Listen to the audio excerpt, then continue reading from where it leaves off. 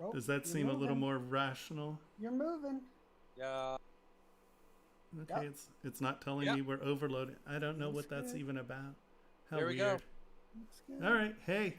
Okay, there we go. Let's try this again. Hi.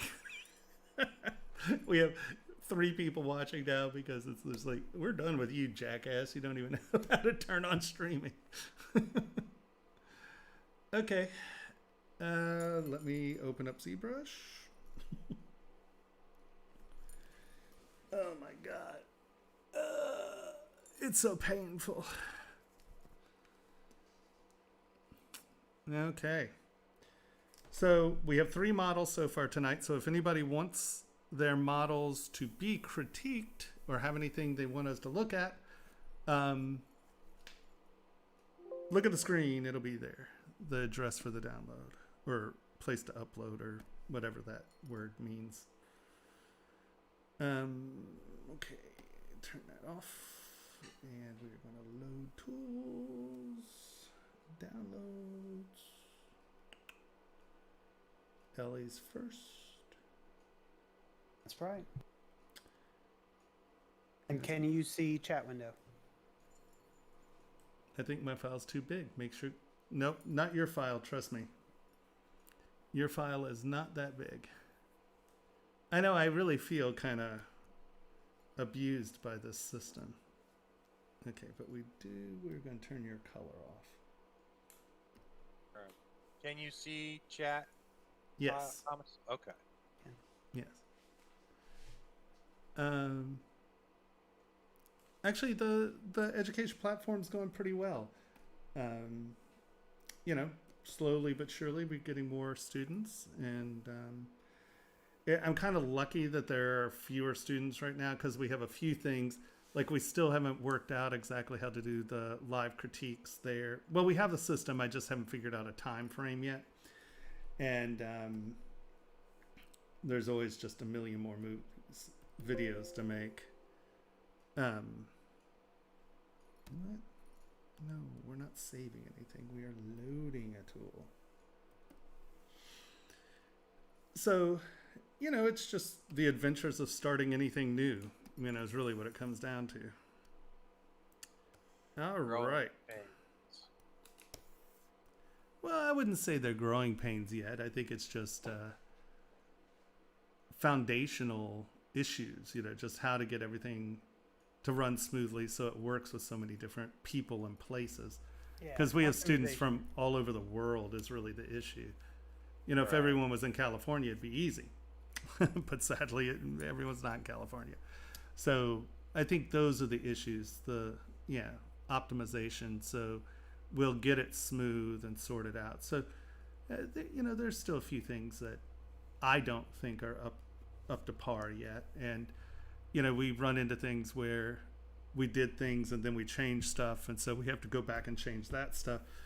So, you know, no, I mean, it's going great. It's just, just tuning it, you know. Oop. We'll never be at a point where we don't think this could be even better. Yeah, no, without a doubt, that's not going to be an issue. Right. All right, Ellie. Are you here? Yes. I kind of see at the top. And you cannot get chat, right?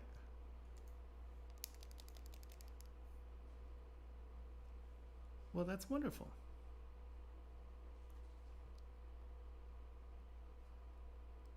All right. So first things first, thanks for participating. And now let's get rid of some of our slobber. So in the future, if you have this many individual pieces, I would strongly suggest putting them in folders, right? So as you come down and you have, it looks like, are all of these just individual slobber pieces? Or poison spittle? Or, let's see. Those are all off. We can turn these off.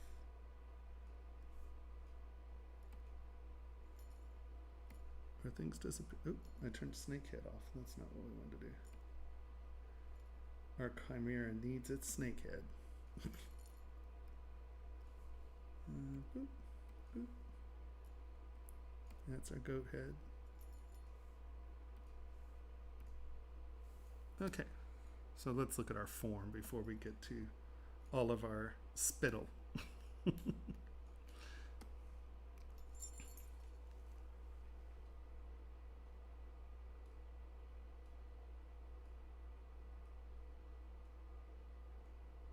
Oh yeah, no. I'm just tossing that out there, that it's much easier to, obviously throw things in folders so you can turn it all off at once. So when we get in and start looking at our figure, our character, that it's there. Okay. So we have a chimera. And your goat head is absolutely lovely, vicious. I really like it. So when we're coming down to something like this, and I think that, so obviously you made your lion first, and then you made a goat head and brought it onto the lion. I think that, especially in these amalgamations, or there's another word for it.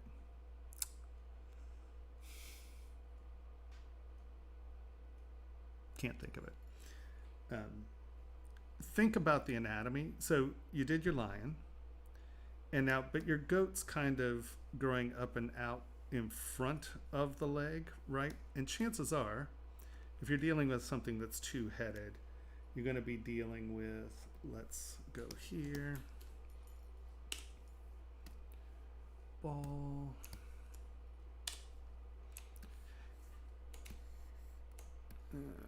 Let's stretch that out. That'll kind of be our torso, and now let's bring this up, and this will be neck one. Right, so your lion's neck is center of the spine, right?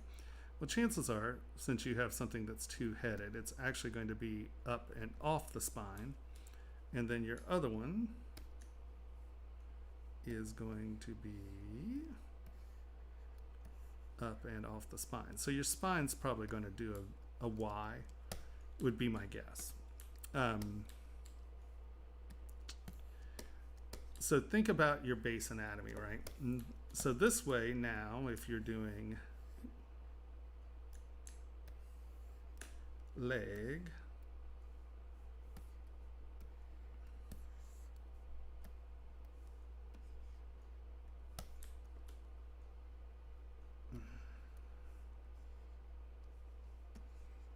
so your forehaunch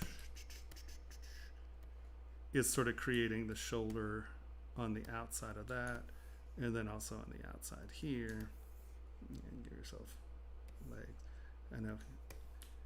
But you can see that this way it could actually run or function as an animal, where if the actual goat head were coming from behind the leg, either the lion or the goat's going to get an arm in the side of the head every time this guy runs. So kind of wrap your head around what's happening with the anatomy first, right? So I think that's your first issue, right? Because if this ran, you can see that this head would just get joggled to death by the leg moving.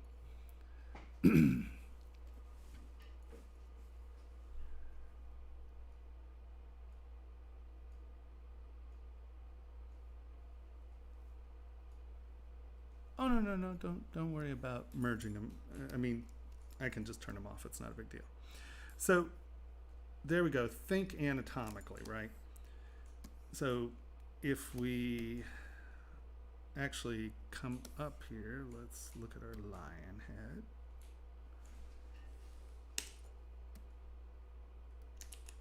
Okay, turn symmetry off. Oh, you have everything, and you really have everything separated out into different parts. Okay.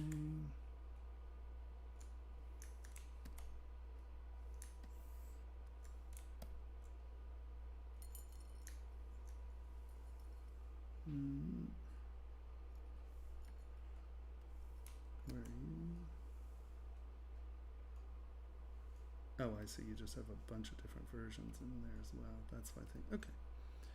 Okay.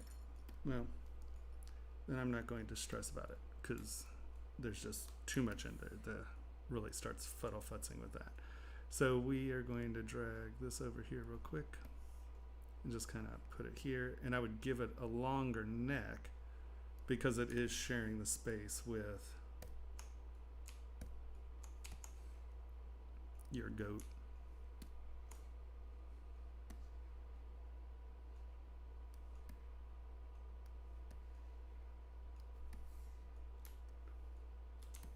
And I know I just left everyone's eyeballs and teeth behind, but there you go.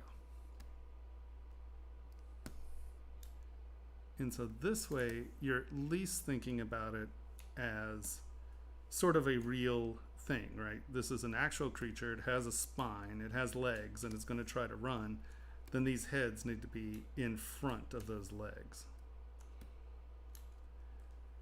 Actually, this guy probably needs to be, come on, you.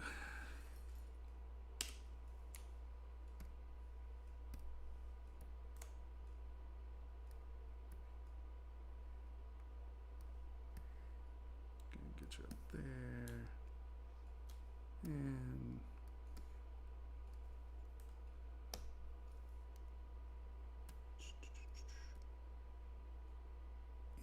kind of get it back. That was way too big.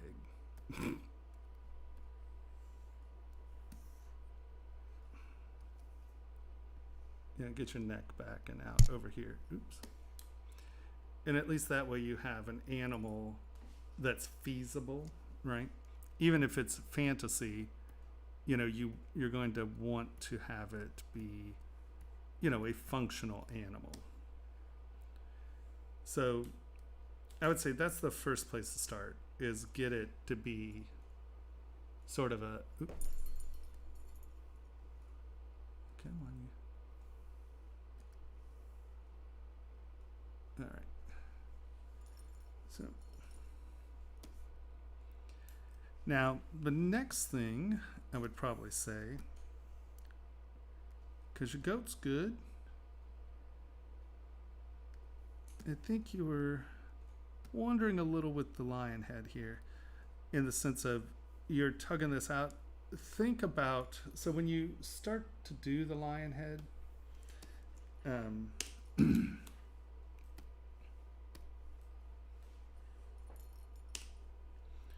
if you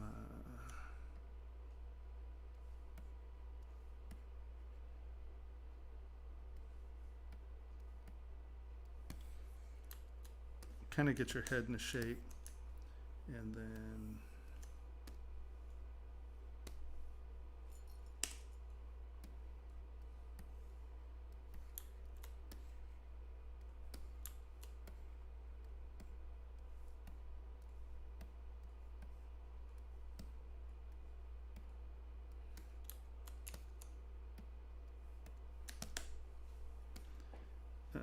let's just dynamesh that together real quick.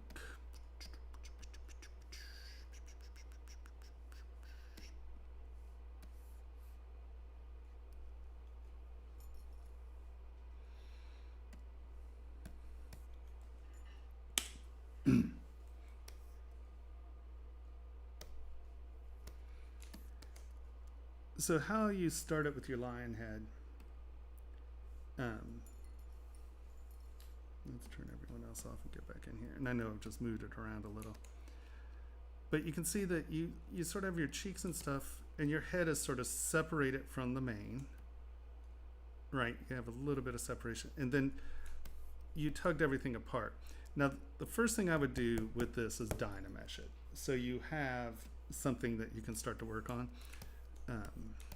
Here, let me just...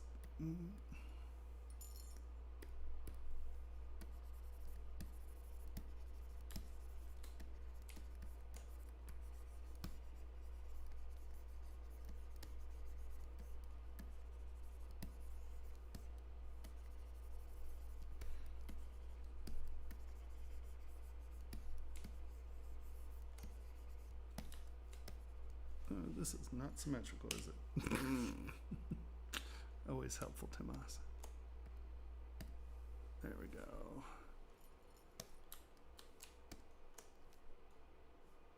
Let's okay, that's fine. Technically, it should be that way. Alright, cute. Turn on symmetry. Turn that off. Clay tubes. Give me a little bit more intensity here. You have your ears.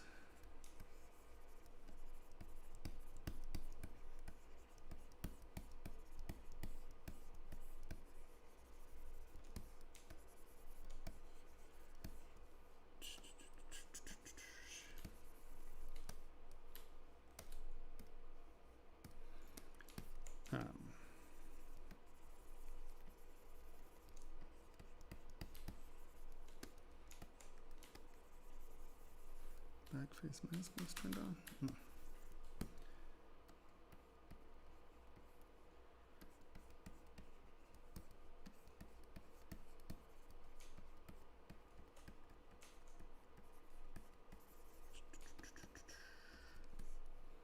And get your little ears in play. Doo-doo.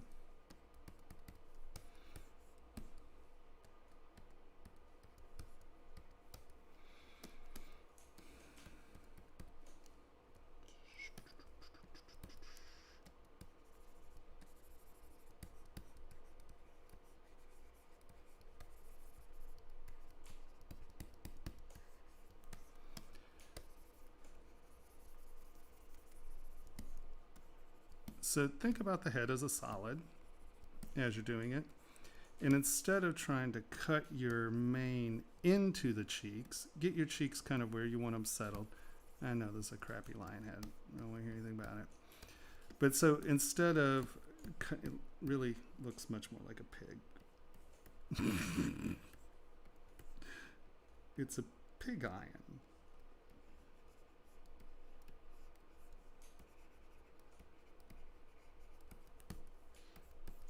Just make it look more like a pig. So instead of cutting back and in on the mane, right? Keep that, keep the body of the lion where you want it. And make sure when you start doing the mane that it's coming off of that. You're not actually cutting it back and in. Right? Your mane's coming up. What is going on? Oh, it's clay buildup. I'm like, that's...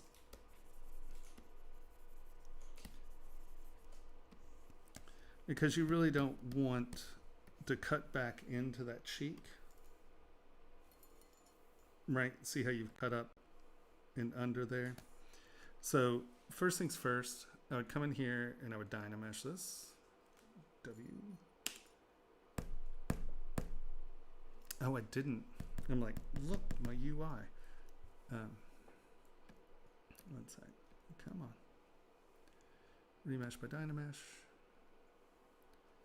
Yeah. 8 million polys is just killing you. You don't really have enough detail here to carry an 8 million poly model. I wouldn't have it this high yet. Remesh by Dynamesh. We're going to make... Come on. Remesh by Dynamesh. Oh. Delete higher. Okay. No. Remesh by Dynamesh. We'll make it 1 million.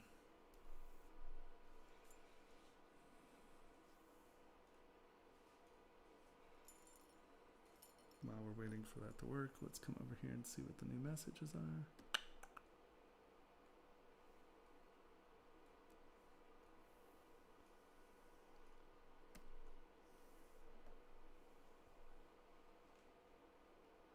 Oh, no, it's just, it just wants you to think about how you're laying layers on. So and this is people who have decades of art do the same thing. And that is, you want to think of these things in layers, okay? And what I mean by that is that, hold on. Where's my little gear? There it is. Accept. Okay. So, cube. Now, oh, I moved you off center. So let us get you back on so we can do this symmetrically for right now.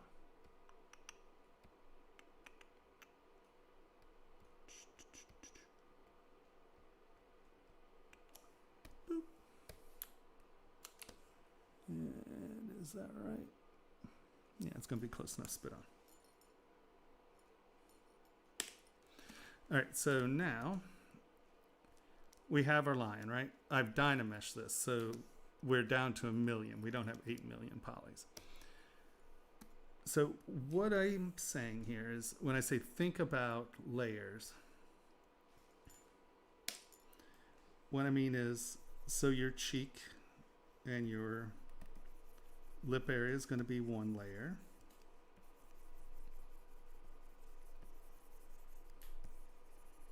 That comes all the way back and into the main, because the main sits on top of this. And then this is another layer. Close holes. And then this is kind of another layer. So this stuff is probably caused by backface masking. Backface masking is this button right here, and that prevents that from pulling up and in. Here, let's 1.5 million fine Dynamesh. And so this is a place where I would use Dynamesh. I don't use Dynamesh a lot, but when I have something that I'm going to be futzing with the geometry a lot, I will use Dynamesh. Is symmetry turned on? It is. So why am I not seeing symmetry here? Because we're not in the center of the world. Oh, there we go. X. Q.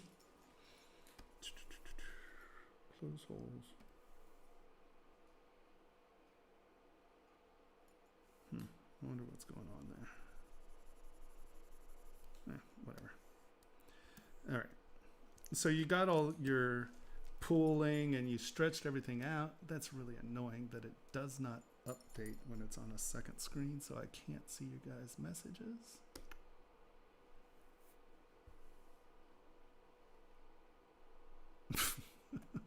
Why, thank you. I wasn't actually trying to do a demo line. I was trying to demo a cheek into a thing, but I feel you. So think about it in layers.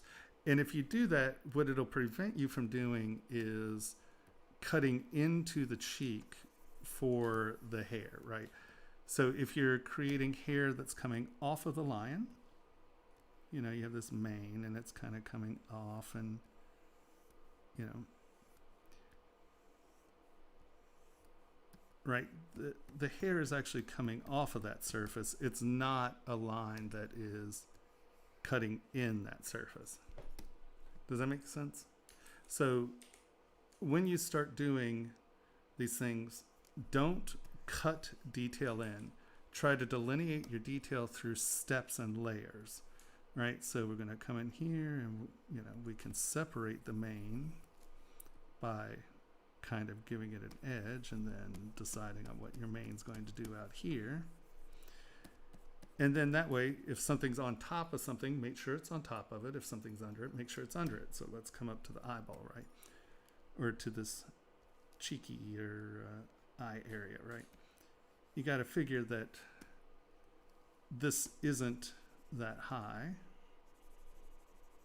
And I mean, if you're making something stylized, you can. I'm not saying don't stylize things. I'm just saying think about what's actually happening, right? So, you know, lion has a very similar facial structure in the sense that it's eye bags and stuff.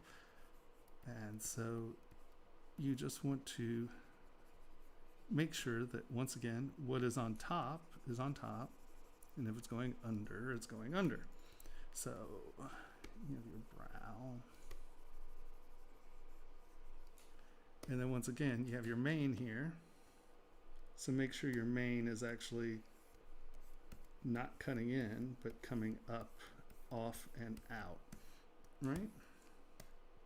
And then your ears were in here somewhere. I know your ears were actually added as a different part, so we're missing our ears here.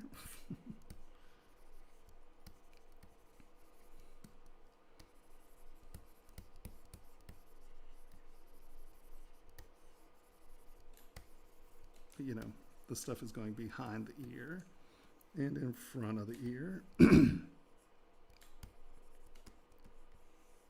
So just think about the things, how they're sitting, you know, where they're sitting, what directionality you have in the layers. You know, once again, I think you kind of, you know, your nose is sitting as a separate entity here.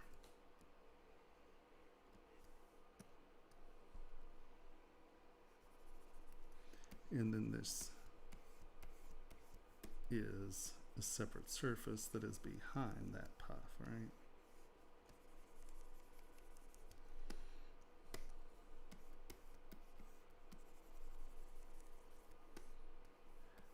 So if you start, just think about things in simple shapes before you get too deep into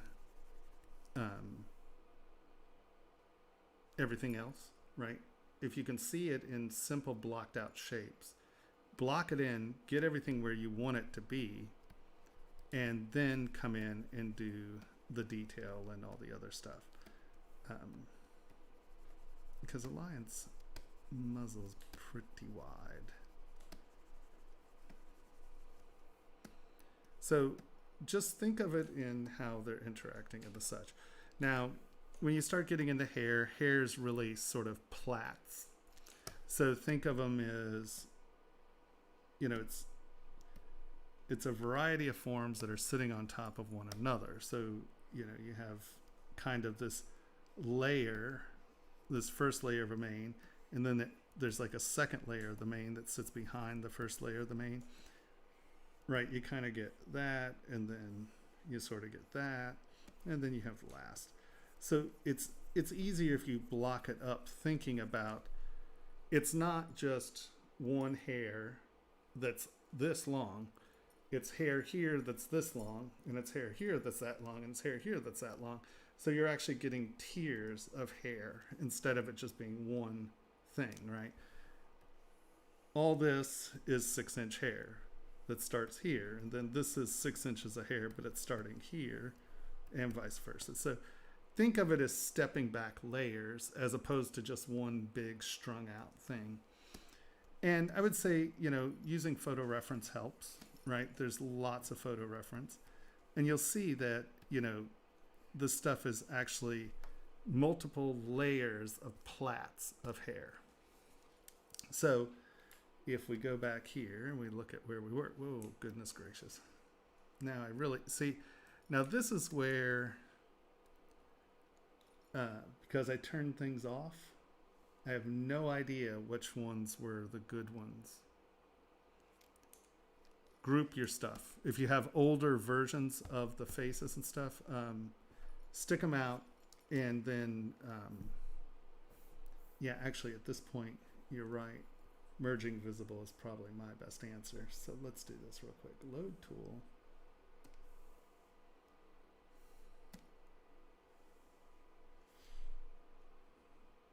Because you have a lot of stuff in there. Oh.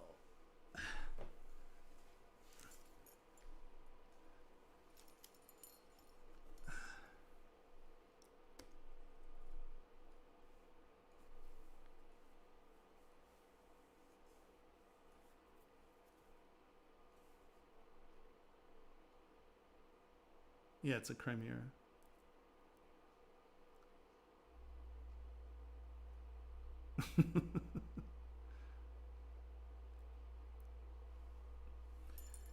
Yeah, what's really sad is I had the original, like, little books that Gary Gygax put out. Yeah. Okay, let's do this first. Merge visible.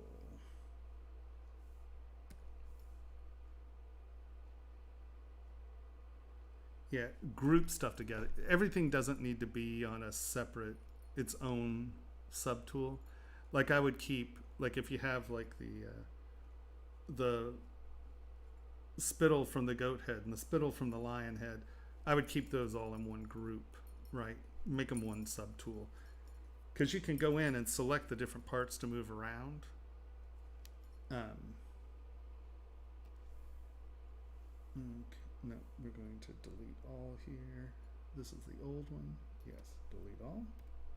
Because I will never remember what parts were which. This is our merge tool. We are going to turn paint off. And now we're going to come in and I am going to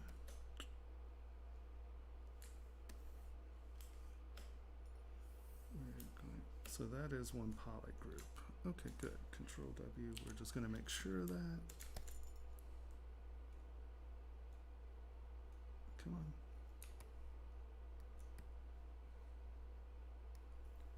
So split hidden.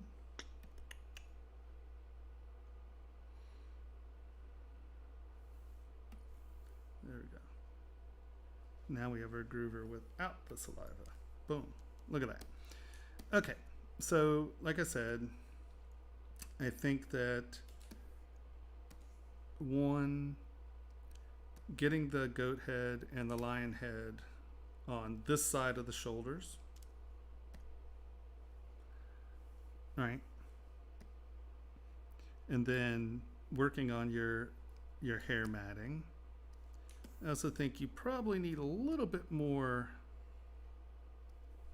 body in here. You know, I think the body's a little small for having two big heads and super long legs. I think you can get away with making your torso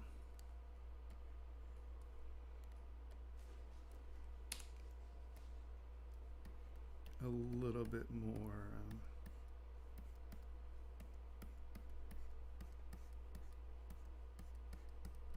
to scale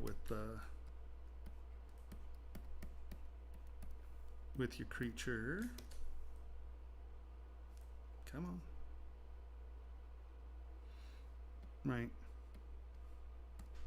That at least looks like, you bring this down a touch. You know, there's your shoulder. So that. Up and under. Right, this, come on.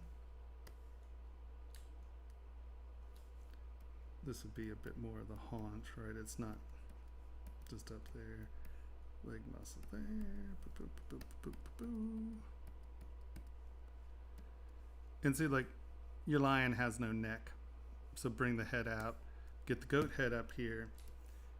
It's funny, your snake appears to get thicker as it's going to the head as opposed to going into the body. I think it would get thinner up here and then thicker down here. So at least there's a weight directionality there.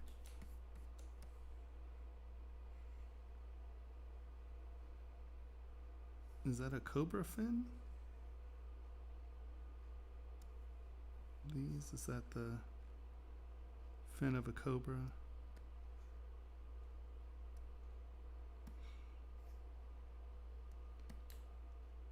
Yeah, I think I would get each one of these in their own poly groups. Are they in their own poly groups? Let's look.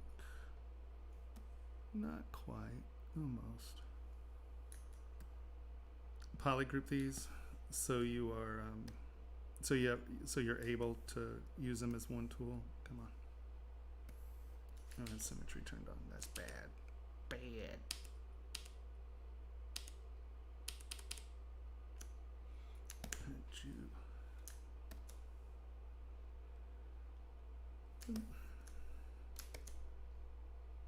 And then get, come on.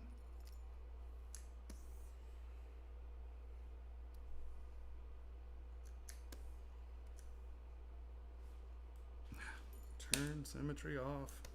Grr. Stop that.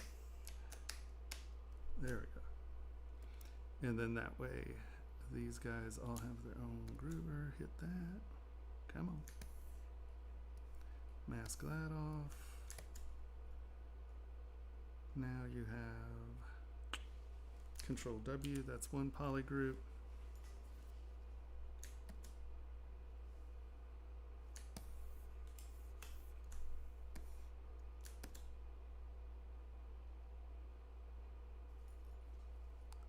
Yeah, this is 30 million polys. You definitely do not need that much geometry right now. Control W, boop. And so I would poly group them. So if you do decide, hey, I need to move the goat head, you can just hold down Control Shift and tap it. And now you can move it, use it, and separately from the rest of the thing. Like, this is very fun. I mean, this is great expressions. This is good. I think that when you got to the line, you were a little bit more worried about just playing with the mane and stuff. And you see what I mean? You just kind of cut this back and in. That should be a head, and then the mane comes off of it. And it means if you sculpt the head and then do the hair as a separate thing, it'll make more sense, right? So I think that really, if you work on organizing your model, getting the parts together a little bit better, right, where you can work with each one individually. I'm going to work on the goat head. I'm going to work on the lion head. I'm going to work on the snake. It'll allow you to start to organize it better. And if it's organized, it'll allow you to start to construct and step on it a little better.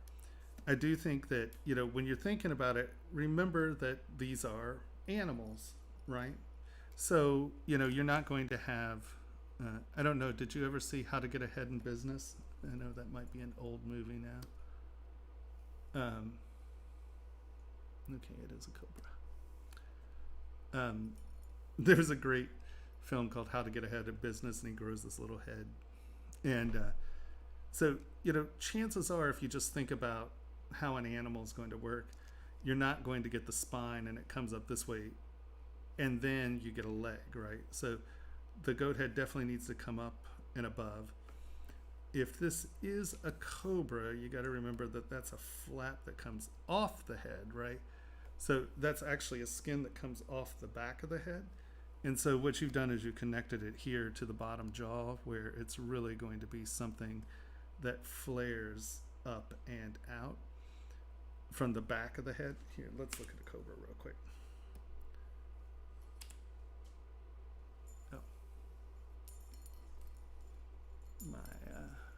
My browser's in the other window.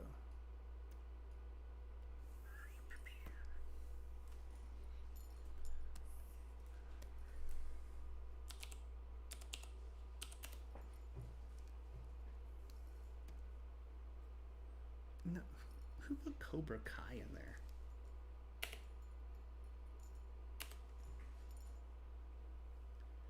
You see how it's actually coming off into the back? Right? So we are actually coming off the bottom jaw. So you actually got that pretty tight. But this doesn't couple around. It kind of comes back. Ooh, 51 is too much. 29 million polys is too much. Right, these are going to come back and become part of the torso.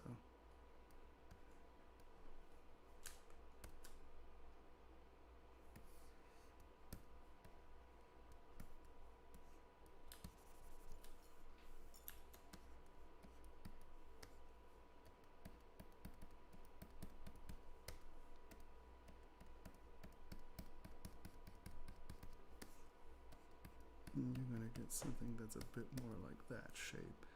And I know that, right, see, you completely lost your torso. Is my back face masking not turned on? Nope, it is not.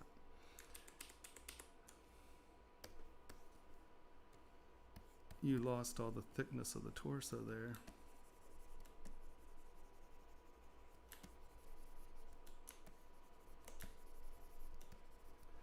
And don't be afraid to use photo referencing, right? Because I think that that'll help a great deal as well. Because that, it's not like ears, right? That's actually part of the torso.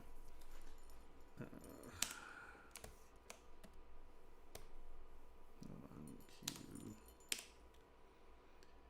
Dynamesh. Dynamesh. What are we doing here? No. No. No.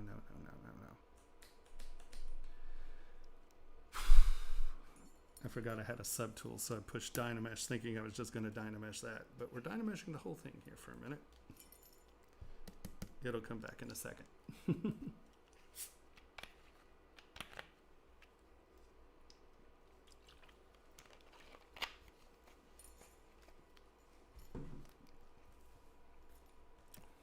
Yep, see how much better it is Dynameshed? Come on. How did you block these up? How did you start your block up? Just out of curiosity. Sorry. Oh my God, this is a pain.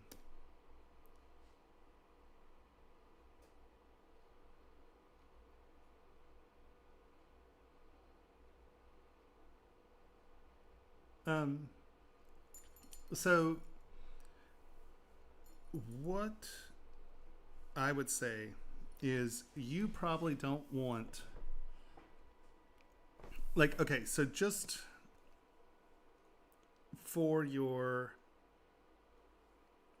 organization is probably one of the most important things you need to learn right now, okay? And what I mean by that is how to think about your model, how to think about constructing your model, and then how to use your geometry efficiently, okay? And so, and how I kind of teach this process is I use, oh my God, stop it. Just stop. Stop. So if you are, I mean, because you obviously have some, yeah. I understand you have no memory because I was trying to do 13 things on a 30 million poly model.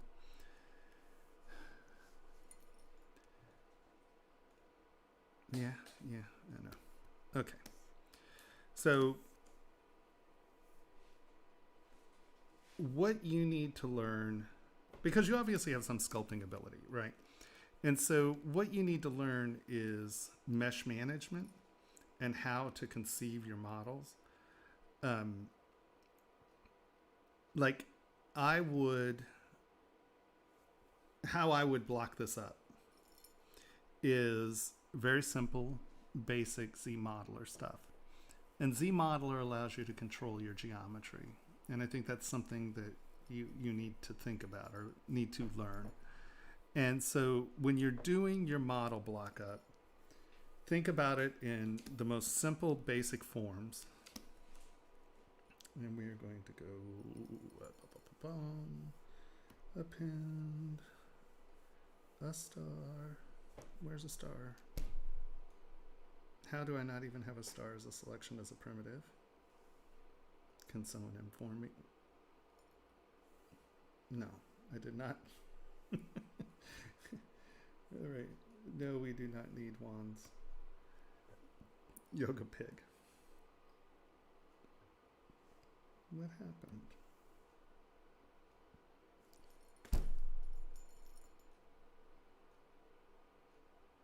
Okay, that's super weird. That's okay. We'll just do this.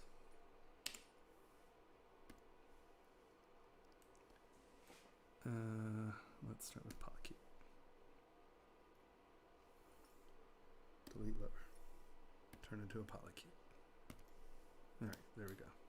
I'm going to turn this on transparency. So what I want you to kind of wrap your head around is how you're blocking models up and then how you're using them. We're going to turn this on. We're going to turn these down. Shoot, shoot, shoot. So we have one cube. I'm going to bring that down. We're just going to start in its torso. So we're going to say our chest is about that big. And I'm going to come over to ZModeler, and then I'm going to go, okay. My center's about this big. Hold this over. As you're in ZModeler, if you go to points, hold it down. You want infinite XYZ, and that way you can snap it here and just move your points. And you're doing this pretty two-dimensionally right now, and that's okay.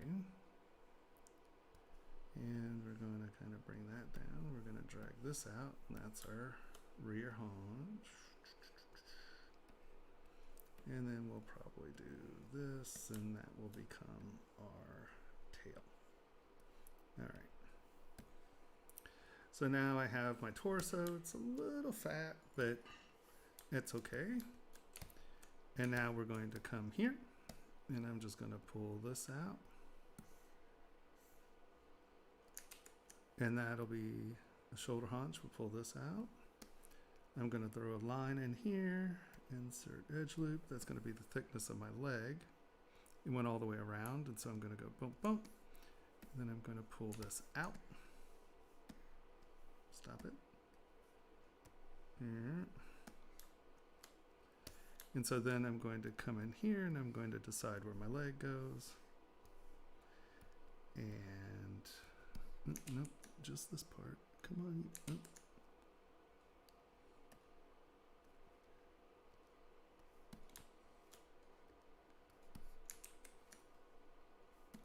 We're going to switch this to brush size.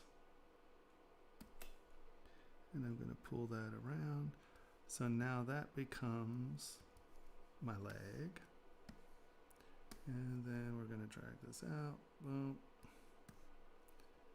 Drag it out. Infinite XYZ.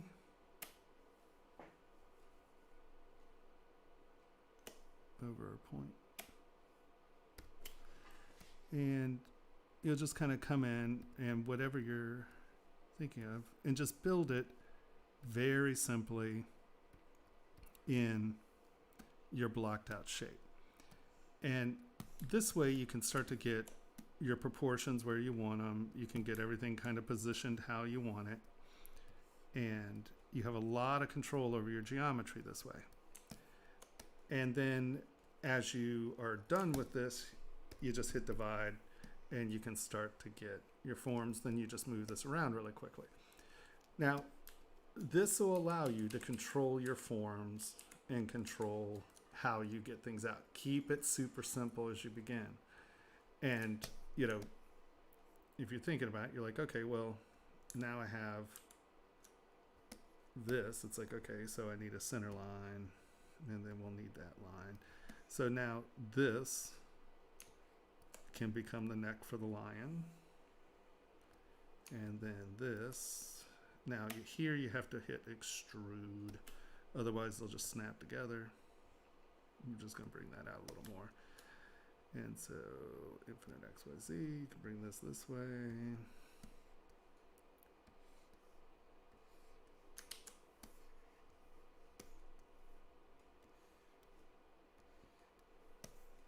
One neck, you know, two necks.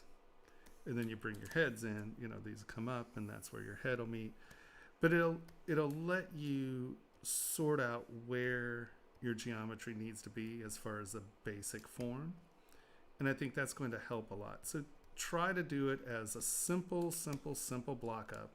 And then just Control W and then select the one neck. No, not that. You get back up there. Get the one area, Control W. And now that's one part, you know, get the other one, Control W, and do it in separate poly groups. Keep everything in separate poly groups.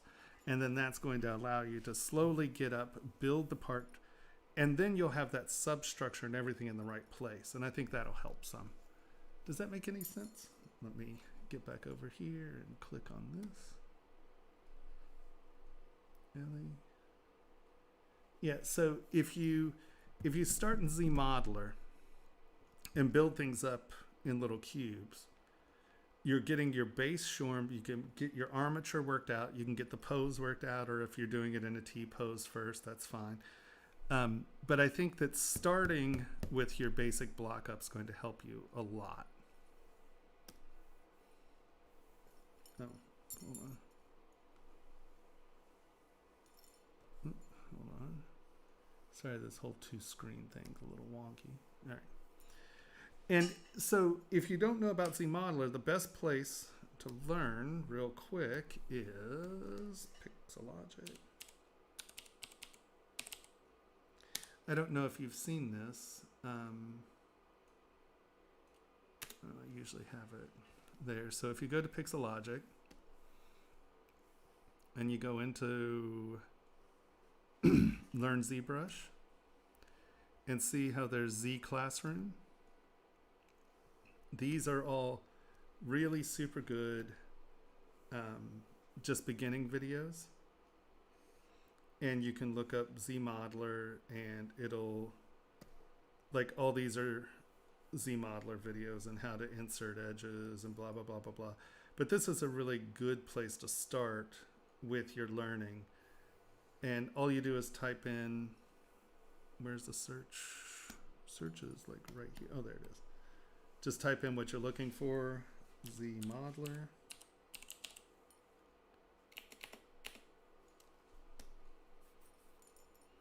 And so these are your ZModeler videos. And actually, if you saw in there, there was a search ZModeler introduction. And so these are the introductionary videos of your ZModeler stuff. Go in and play with ZModeler. Look at these videos and kind of get into your into the mode with ZModeler and using ZModeler to build your base blockouts. And I think you'll be much happier because then you won't be struggling with where is this, what is it out of scale, is it in scale, just working those basic blocks, and then you just subdivide it and go from there. And that's really how I start almost everything as a ZModeler model.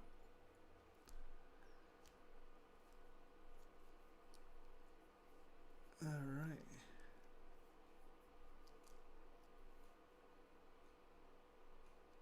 Oh. Yeah.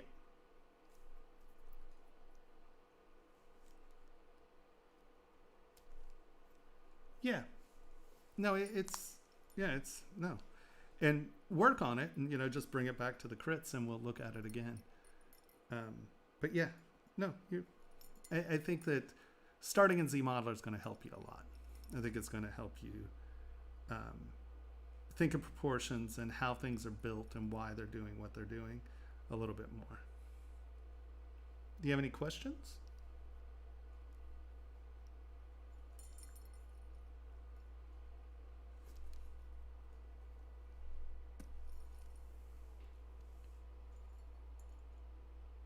Is there a big lag? Yeah, there's a pretty reasonable lag. Okay. Okay, boop. Yeah, folders are a really big deal. They're going to help you greatly. It just helps you keep things organized. Polygroups, keep each one of these as a different, like I would make the torso a polygroup. I would make the snake a polygroup and, each of the heads. Actually, I'd probably go as far as doing each leg as a different polygroup too, just so you can move it, pose it as its own thing. But, I mean, I'm a little polygroup happy, so that's on you. All right. Very good, very good. And you had no more questions on that one? Is that true?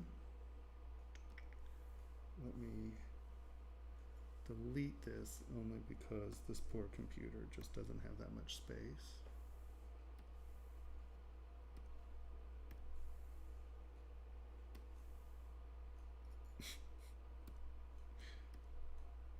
All right. We are on to dun dun dun Yoga Pig. Are you here? Uh-oh. Hold on. We had a new message. Hello, sir. Hey, how we doing? Good, good. How are you? Very good. Of course, Ellie, no problem. I mean, that's why we're out here. We're trying to get everyone going. All right. Yoga Pig. Yoga pug, but close enough. What's that? Oh, Pug. Yo- Sorry, I yeah. meant I meant Pug. Oh my God, it's gonna be one of those days. All right. So I was looking at this earlier. So two things. One of my massive pet peeves is just throwing rings on the backs of things.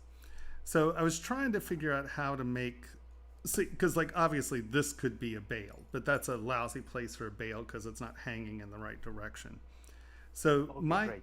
my quest is always how to figure out how to get a bail in there without it actually being just something stuck on. Just as a designer, that I'm like, come on, we got to figure a way out.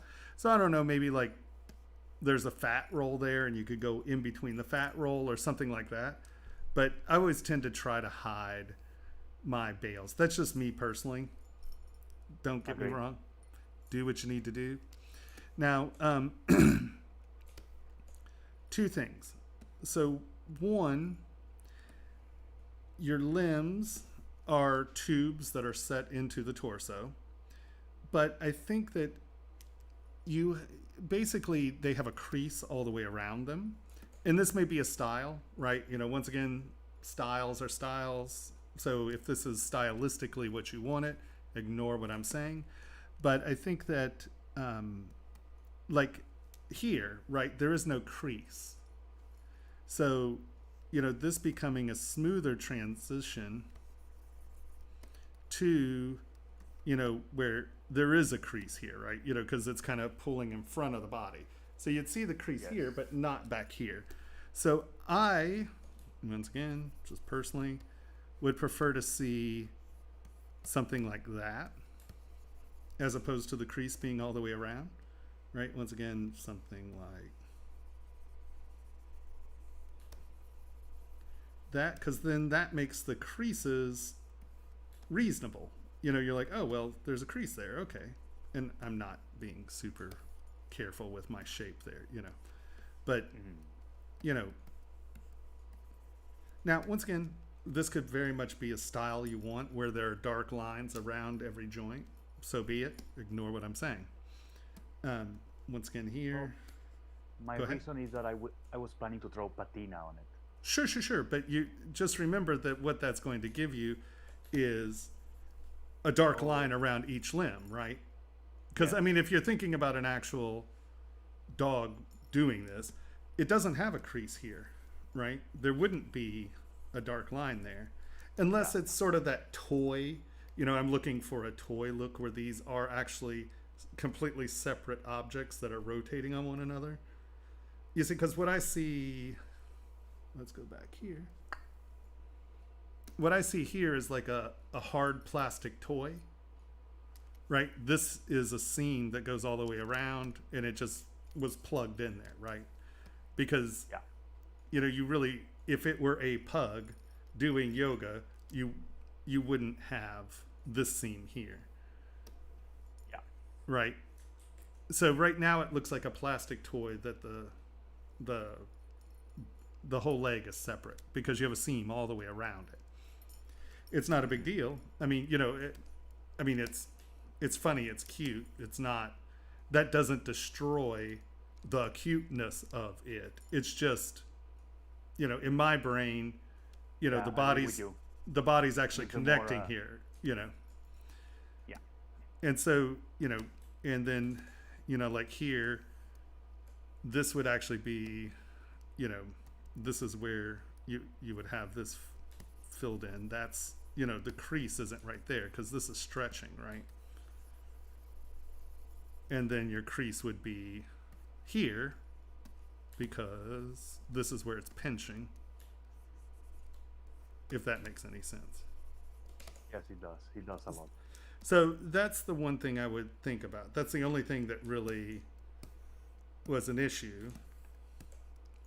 Because the pose is actually quite fun. You know, his expression's fun. These little paws are fun. You know, I think that you might want to just break that hard edge. Right, because once again, those are supposed to be toes, and this is the pad, right? And so, you know, just make those actually be toes, and let the pad be the pad. I mean, just see how much more dimensional that is just by knocking the pad off. Yeah. And, yeah, you might think about having a 6 one way, half dozen the other. I mean, they're basic forms. This is why I suck at making simple toys, because I always want shit to be there. I'm like now, you know, and this kind of comes in, you know, if that's a little outy belly button, that's cool. I do think that, you know, once again, here we go with, you know, your anal star here. I actually think that you might be more successful with, you know, getting it to be attached out here and then having, you know, that be, because the point is that this is the pucker, right? And but, you know, you can have it on one side and, you know, maybe, but not just, you know, if these are things that are supposed to look like they are like a Mr. Potato Head, you know, where you're just sticking things on and they do have seams, that's a stylistic decision. Ignore what I'm saying. But if you're trying to get any kind of, this is a pug, not a hard plastic toy pug, think about, you know, because you can see how just by doing that, not that, but just by doing that, Yeah. you've changed it Looks way into, different. right, as opposed to this thing that is external, right? Hold on, let's get back there. I know my little puckers were a little too excited there, but overzealous puckering. But, you know, on this, as it is at the moment, The ring. the ring is more important than the pucker. You know, like this just, it almost looks like a button that has some scratches on it as opposed to, you know, something that is puckering. I'm trying to get sponsored by Preparation H. Right? And so, and then, you know, like I said, just kind of making them where they're not, you know, where it's not just this thing that is sitting on the surface, but, you know, futz with it that way. You know, now this works that way, right? As a thing that's just on. There's no issue there. I might, this has been decimated, hasn't it? Yeah. Or that's a raw primitive. You know, where you might make this coming off of the surface, right? As opposed to just, you know, where that's a softer transition and then it looks like it's actually coming off. But that's purely stylistic. You know how I feel about drawing detail on. I would prefer to see this as steps, not drawn on. And that'll help you with your sulfuring too. Only because if they're just dark lines, they'll just look like little graphic lines. But if you actually put that step in there, it's going to reflect and look much better on the end product.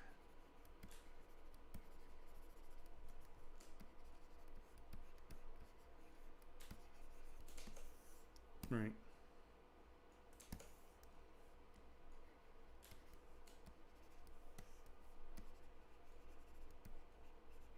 Oh yeah, they look way better.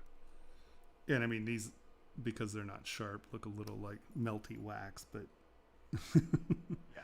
here it is. It's kind of sharpen them up a touch. But you can see that just even from there, it looks like a reflective surface, not just the lines drawn on, you know.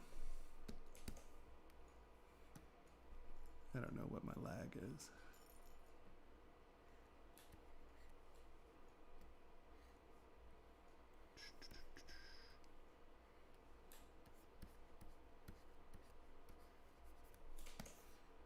Right.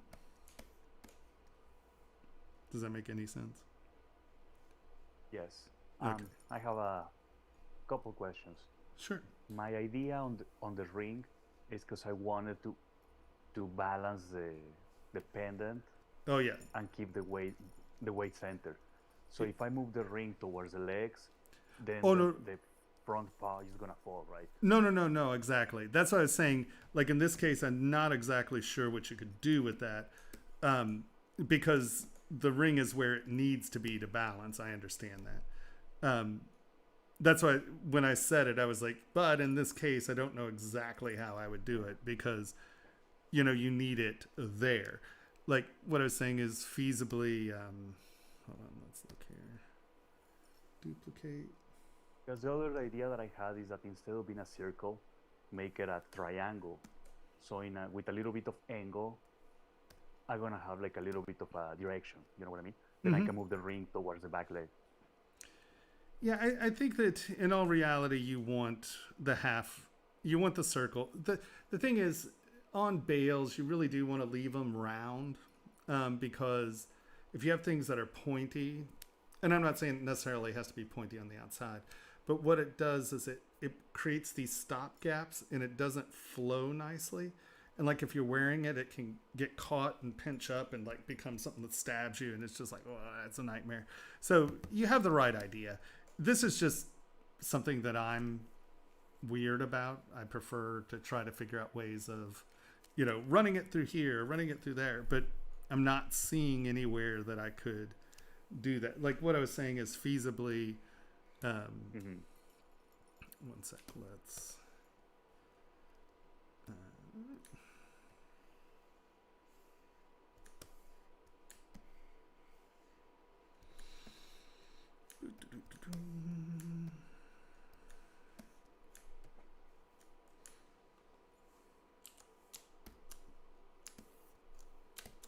did that the wrong way. Hide part, delete hidden, close holes.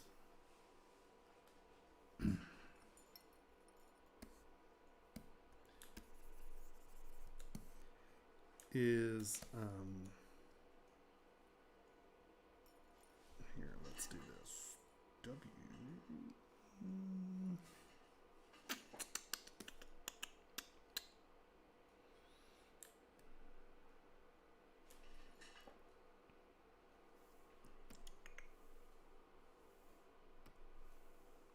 How did I lose my star? That is so bizarre. You see, I can't select a star. I don't know why. That is weird. Wax is what it's at. No, here. Doesn't matter. We'll do this. Duplicate. Come on.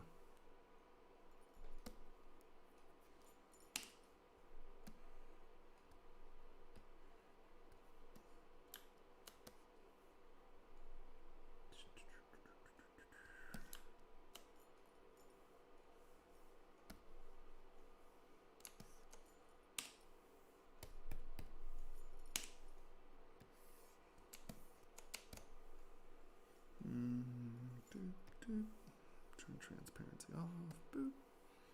We want you. A boolean. Oh, it has to be on the same. No, it has to be negative. There we go. I'm like, why are you not working? You know, if you did something in this vein, right, where you you put the hole into the body, and then you duplicate.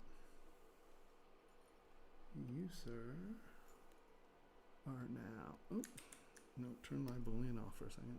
We're going to be. Let's get you here. Nope, you here.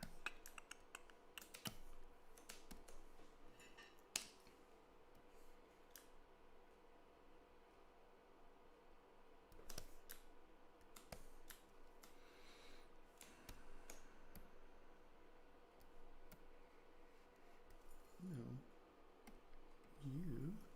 I'm like, damn it, Jaron.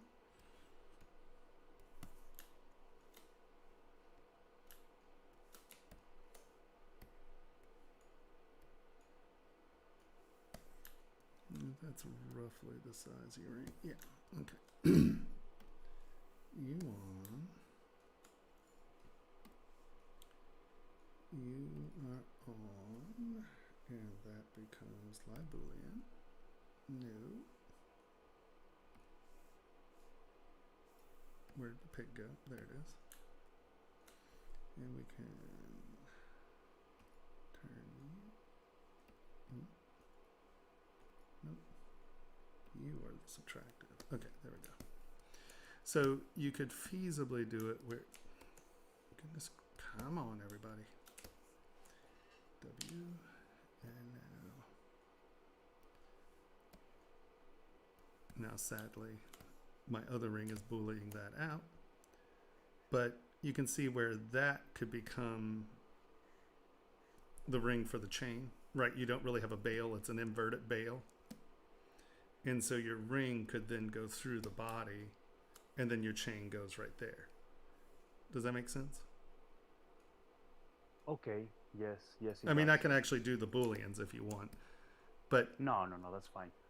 you can see that my chain is actually getting booleaned because this is a live boolean, so my hole's there. But if you do, you know, a hole that's the shape of a ring, it's just a bigger hole and it's inverted into the body, then you don't really need, it's an inverted bail. And then this is the jump ring that attaches to the chain.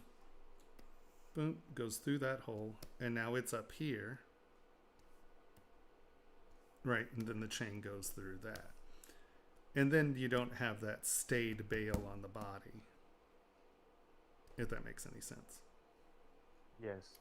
Now that brings me a question. The little gap in between the ring, will that be a problem while printing or casting? You mean that in there? No. You mean, here, hold on. Let's just do this boolean so we can actually talk about it. Sorry. Here, you are actually up here. I'm going to bring you up here just so we don't have to deal with that. You go into a folder. Always label your folders so you know what they do, as I don't label my folder.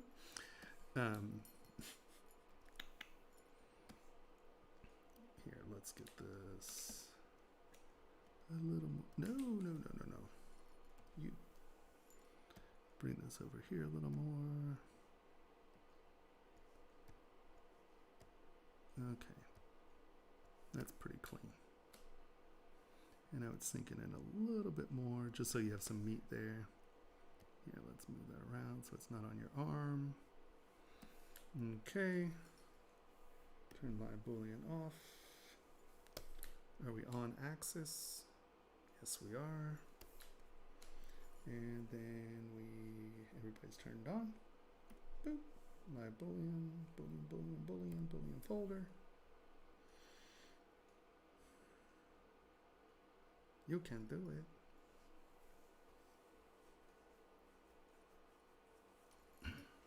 I'm really thinking to print and cast this guy. Yeah, no, I think you should. He's awesome. Yeah, it's a cute little guy. Yeah, no, he's good. He's good. So now you have this guy, and see you have the hole there, and it's on the curve. And then you have your jump ring. Hold on, what do we, no, turn you guys off. You then have your jump ring that can fit in here.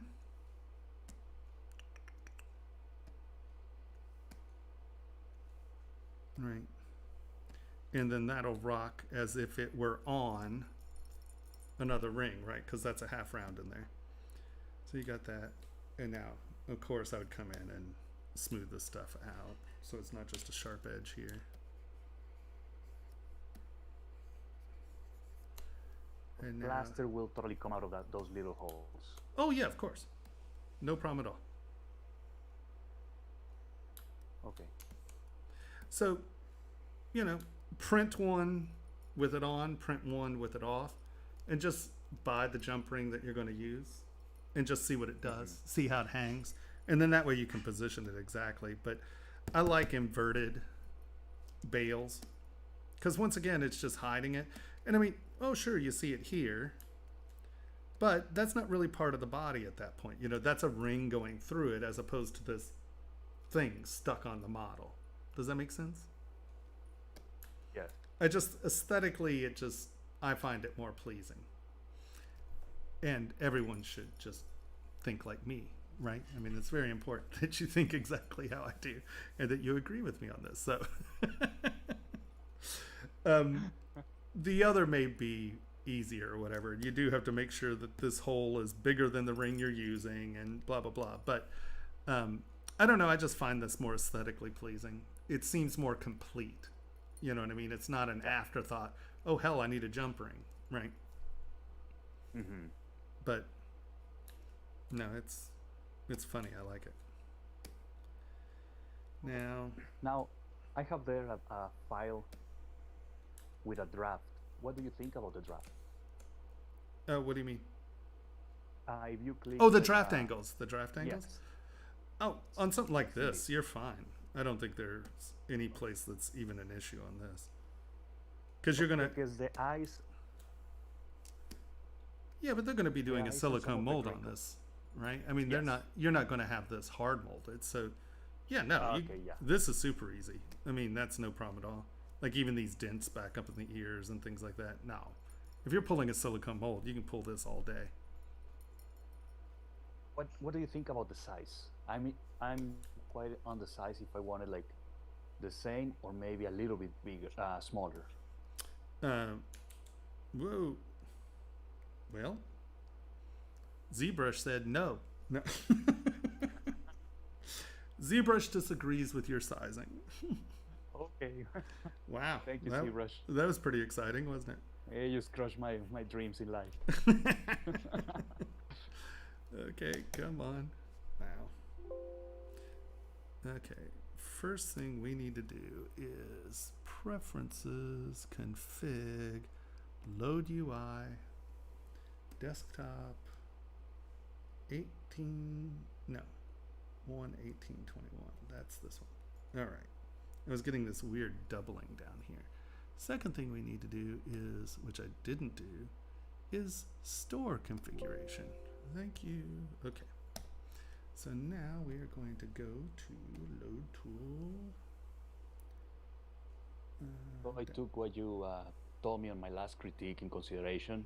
So now my legs are not very like pointy, like they want to stab whoever wears it and so on. Right. Those are very important things. Stabbing the wearer is never a good answer. Yeah. Well, there are people who pay good money for that, but that's not a common thing. Not on Pixologic. Yes. All right. So no, draft angle's fine. You're going to have no problems pulling this out. Now the size. What is the size? The size is 20 mil. Well, it's cute. No, that's a great size. I mean, you know, it's a tiny little bugger. That's good. Do you think the eyes will print? Oh, the details? yeah, of course. Oh, no, that's totally fine. I mean, you know, you can make it 25 mil, but, you know, I think what's kind of cool about it is that it is that tiny. You know what I mean? It's a nice, tiny little guy. I think it's cute. Like I said, I would come in and punch that detail in the sense of stop drawing on the surfaces, right? Yeah. And you may want to come in and instead of that being a flat, you know, making it a step. right? Just punch this side up off that surface, right? Because now it's actually sitting on top of the surface. And then what that's going to do is allow you to get sort of the sulfur is going to come in here. Turn that off. Where are you? Lazy mouse, none of that. Turn paint on. Oh, go black. So, you know, your sulfur is going to be darker here, come out. And if that's a little lip, you're going to get a darker sulfuring behind that, right? As opposed to a line, you're going to get sulfur here, but there's not going to be any differential between that surface and that surface. You'll get almost like a straight line, where if you do it where this is a lip and it's sitting up off the surface, you'll get this dark line, but because of the polishing, it'll come out here and kind of fade, as opposed to it just being a dark line. So this will read more like a sphere, right? Because this is higher, and as you polish, it's actually going to protect some of that back and behind it. That's super cool, because then I'm making the cornea pop up. Exactly. Exactly. Oh. And instead of it just looking like an edge, you know, you'll get this thing that's sitting up and off the eye, and it'll make the eye a little buggier. I think it'd be nice. Mm-hmm. So let's turn paint off, come back in here and look at this. So instead of it being, you know, that U shape, if you come back in, ZK twist, I'm going to turn on Sculptris Pro so I have enough geometry to actually do this. And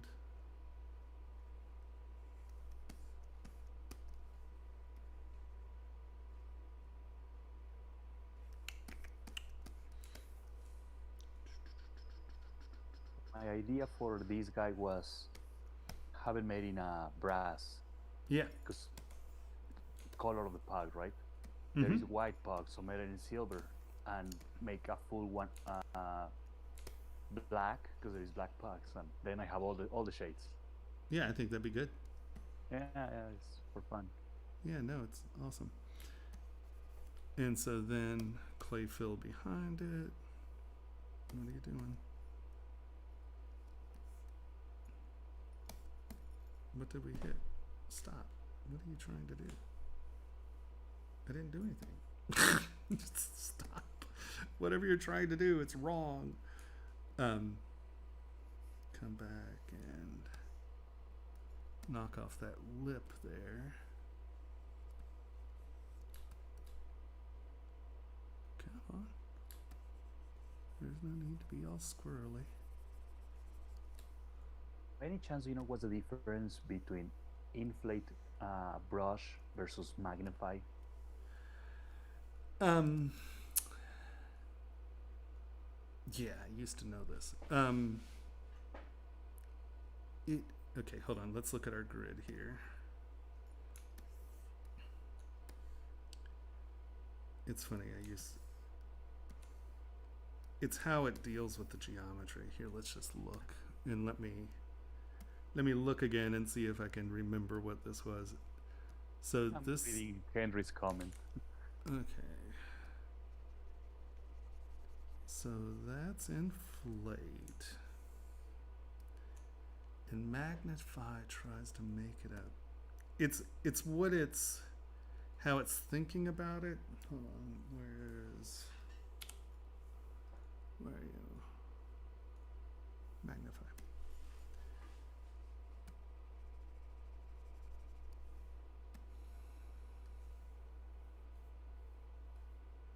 Okay, so inflate is trying to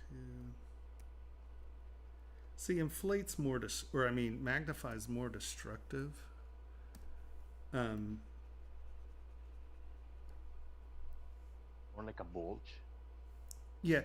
Well, the other thing is magnify definitely. I'm trying to remember the difference in what it's trying to do, but one of the main differences is inflate will give you a soft edge here, where magnify tries to give you a round edge. It like returns on itself. Do you see the difference here? See how it's trying to return on itself? You're getting weight here. Yeah. and this one's going to magnify, gives you more like a ball. Like it's trying to be more like a dome, where inflate tends to straighten out on its edges as opposed to curling around. God, I can't remember the actual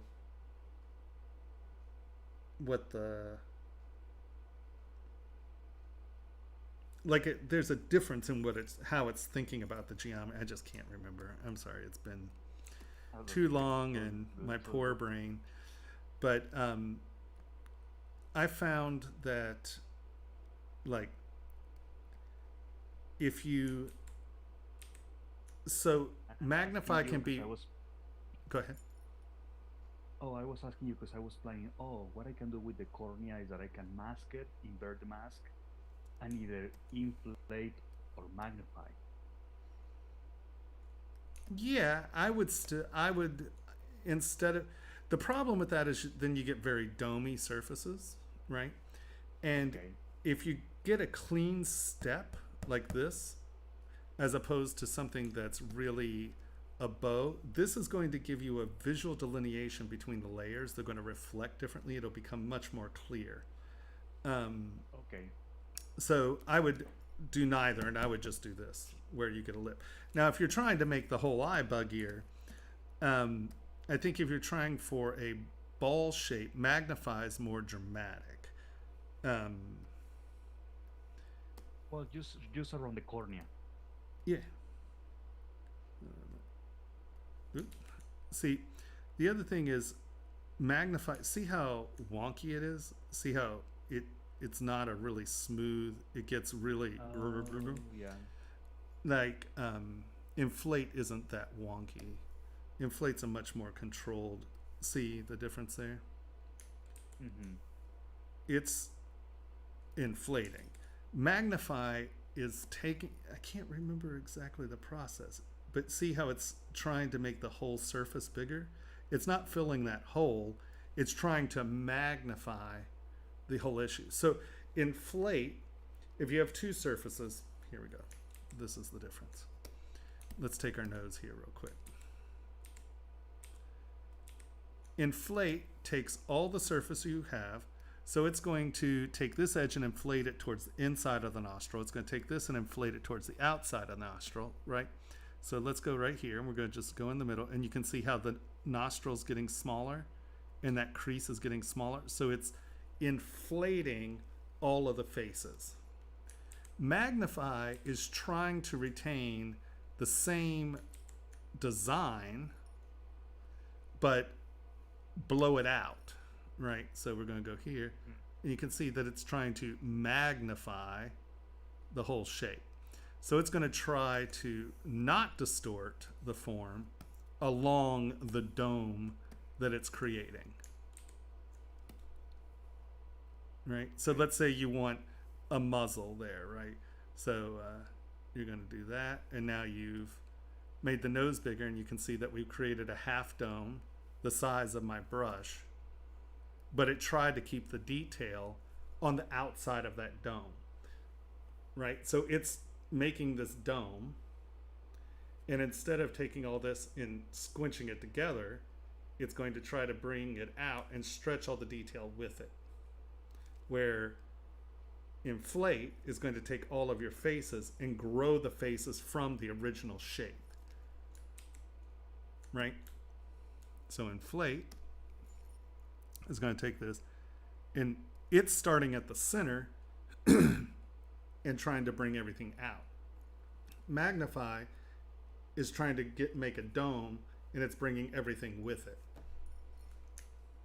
Does that make sense?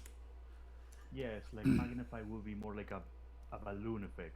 Exactly. So we're going to take this eye, inflate fills everything up, right? Where magnify tries to make the whole thing bigger.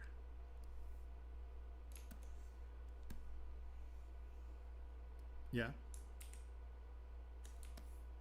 Oh yeah. Here's another way we can look at that.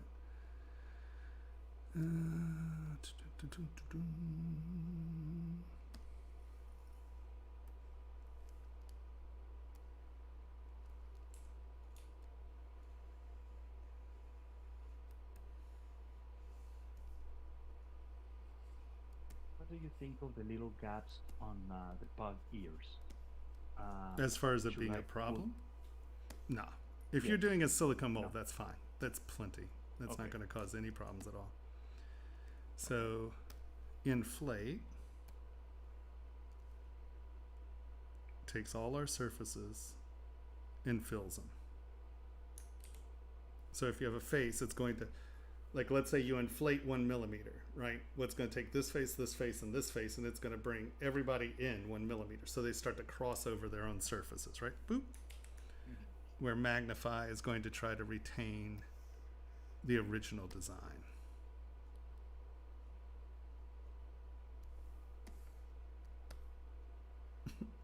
Now you got a zippy the pinhead cross.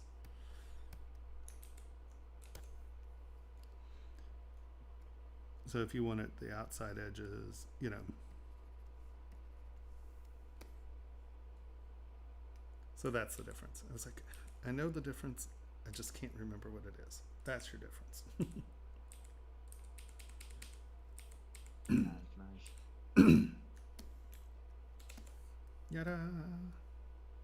No, that's absolutely hysterical. It's good humor. So the next idea will be a pug on a street pole. Oh, nice. And the idea is that how I'm gonna hide the ring is that at the top of the pole I'm gonna put a disco sphere. There So you the go. pole gonna be the ring gonna be behind the disco sphere. There you go. I like it. Make sure these don't end just up here. Have them come all the way around. Right. You try to do it here.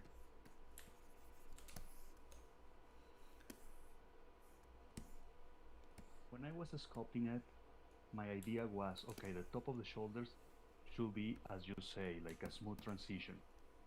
However, on the neck, my idea was to keep it sharp. Because you there's a have, like, fat roll. Yes, indeed. Yeah. Makes sense? Yeah, no, completely. But I would make it a fat roll. Like, don't just have it be a seam. Have this follow the same structure here. You have these like little fat rolls. You know, make that seam represent that, Okay. right? Because now they're fat rolls, right? You know, that's Yes. now a fat roll interacting with the body, not just a seam, Oh god, that looks so cool already. right?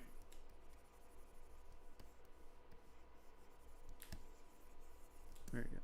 And so that makes more sense as a transition. And that's what I was saying, don't just stop it there. You know, have it be the fat roll. And there, once again, using your twist brush, you can come back in and make that.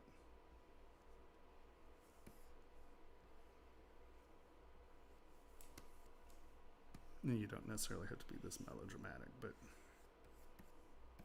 you know. And see how that's now two surfaces intersecting. It's not just a seam. Shoot. Shoot.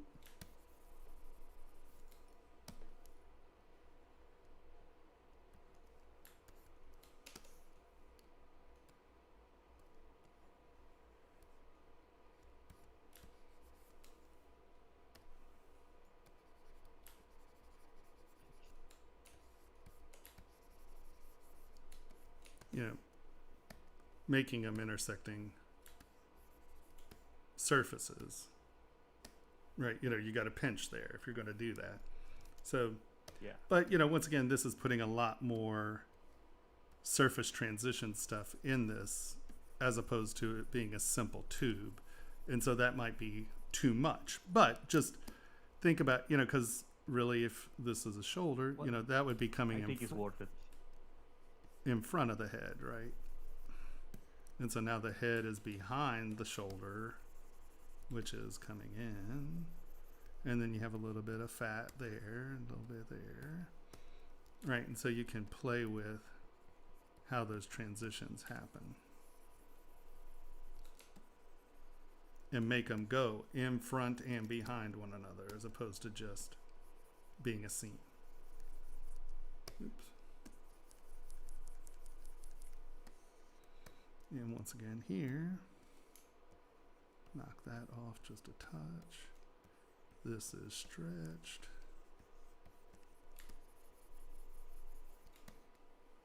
And then your pinch is there, right?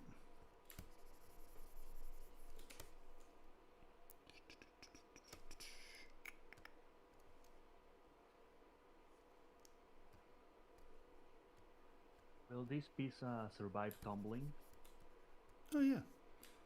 I mean, as long as they tumble it not aggressive, you know, I mean, that's the thing, you know, you got to figure that all that William Henry stuff, that super fine detail, that goes through tumbling. Actually, it tumbles, I think, for 27 hours, but it's on the, you know, the stuff, the medium is very, very non-aggressive. You know, if you put it in there with some really aggressive no, it's going to grind off in 8 seconds. It's going to be gone.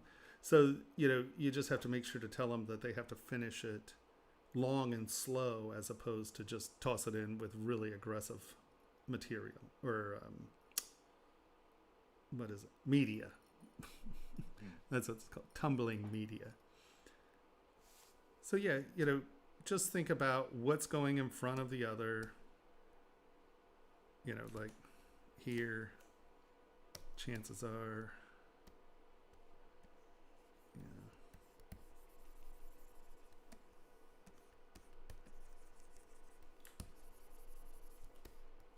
Because let's face it, there's actually meat here, because that's what gives you a buttocks.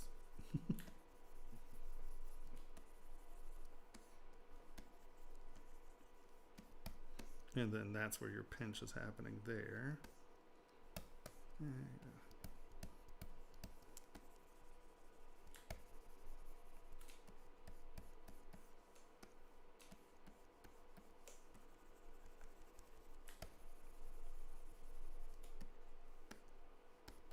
And that's your pinch there. Right. If that makes any sense.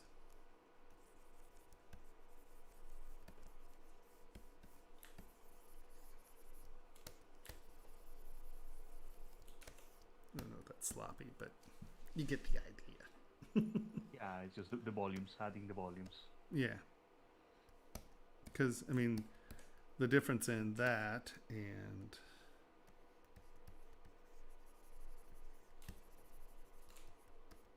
come on. Why are you lagging? It scares me when it just sits there and lags. It's like, this is not a big model. You can't be lagging. Did I tell it to do something? Okay, there we go.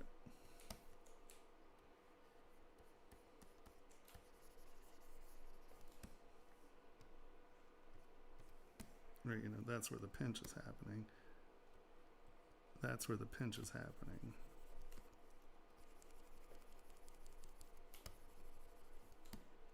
Right. And see, now it looks like a torso with some pinches, as opposed to just looking like a plastic doll. Yeah. Yep.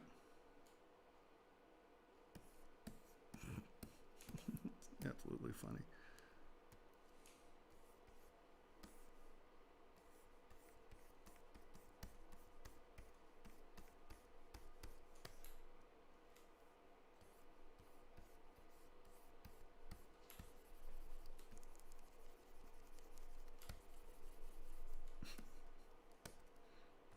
It's ridiculous.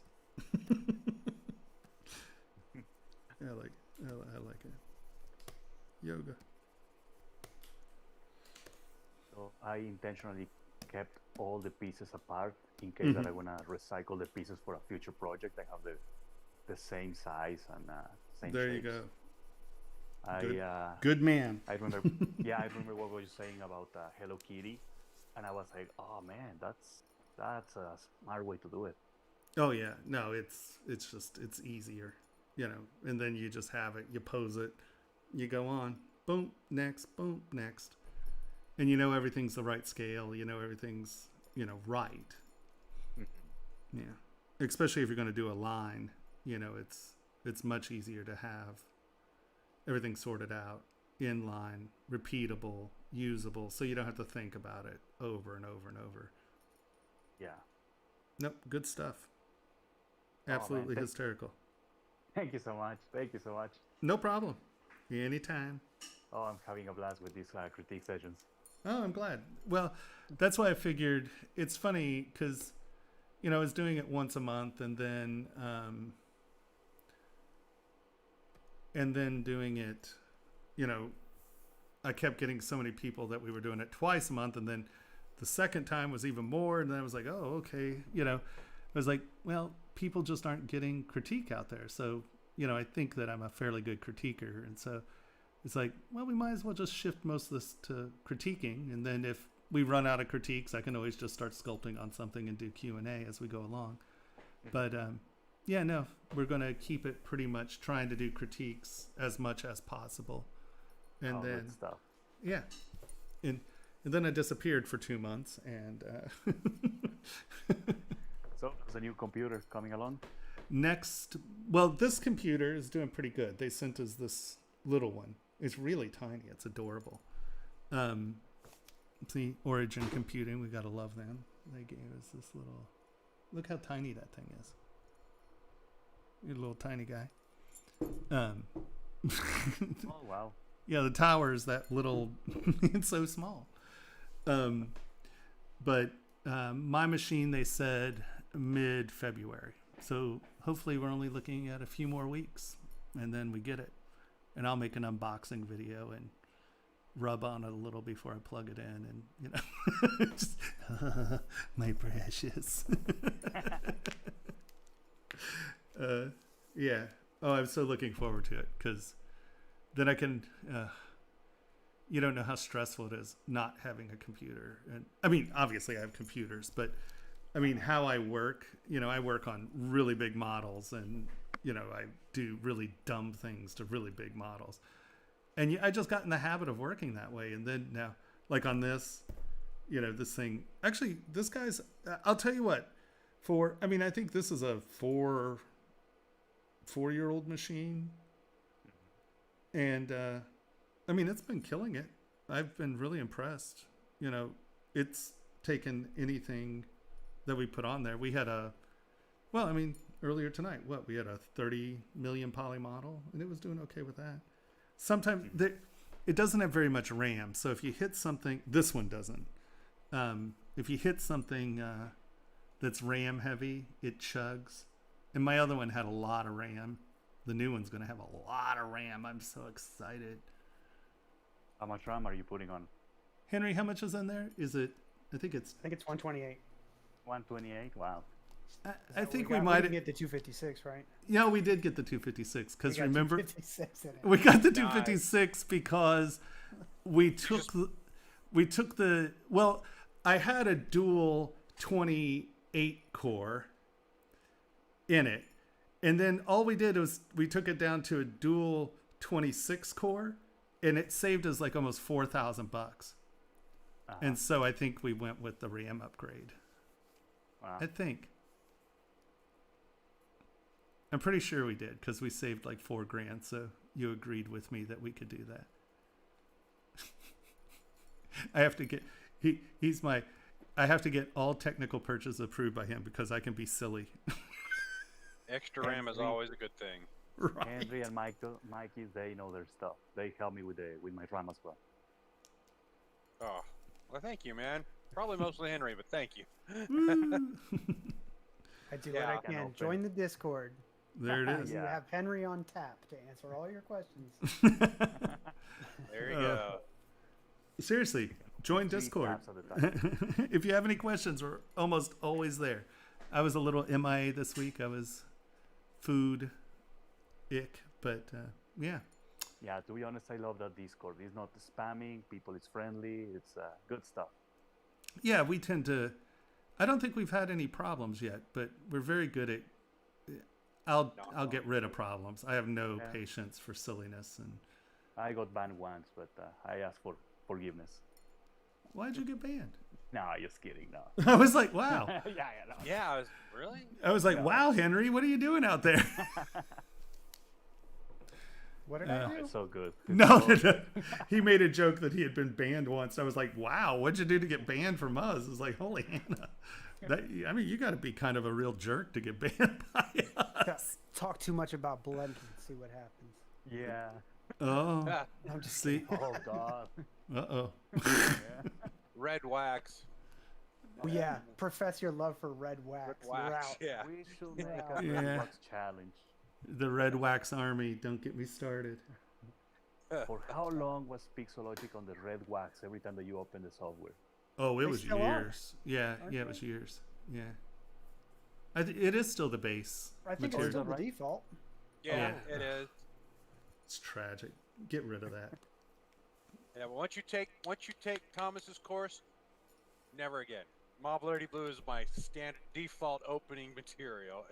Well, it's Yeah. just it works. I mean, Right. if you're trying to get things out of the machine, it definitely makes sense. You know what I do? I play with Mother Blue, and then at the end I switch to Mass Shiny just to have an idea, Uh-huh. and I just do a quick render just to play around and see how I think it will look like. Yeah. Then I go back right away to my blue. Well, it's just, I mean, I use all kinds of, I mean, you see me bring up metallics and things like, I'll use other materials. But when it comes down to, when I'm sculpting, I want to see what I'm getting out of the machine, right? And so I know that if I can see these little hash marks here on the shoulder, right? I know that for the most part, those are going to come out. You know, this is pretty close to being what I get off my printer. So it allows me to have a little bit more accurate what I get out, you know. Wow, that was a bad sentence. Bad sentence, Tomas. It get out blue, you know, but blue. Jeez. Embarrassing. All right. Do you have any other questions? No, all good. Thank you so much. Of I'll course. keep you posted once I have it casted, and I will Yeah. upload some pictures. Awesome sauce. Can't wait. Thank you so much, guys. Have a nice day. Anytime. man. Have a good night. Cheers. All right. Load tool. Henry. You do have 2 more submissions if you want to get to them before mine. Sure. Let's do that. One of them is more of a question than a full critique. They said they would not like a full critique. I they just do want to know not how to want turn to- their model into a bas relief. Oh, sure. Say, I do not want you. I do not care about your opinion about this. I just want this answered. Don't put me under your spotlight. Do not answer. Go. Do not pass. Order text. Do we know what that is?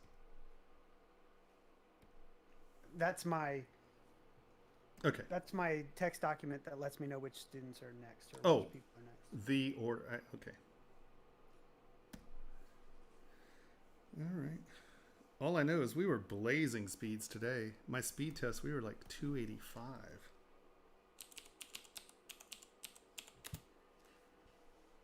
What do we got now?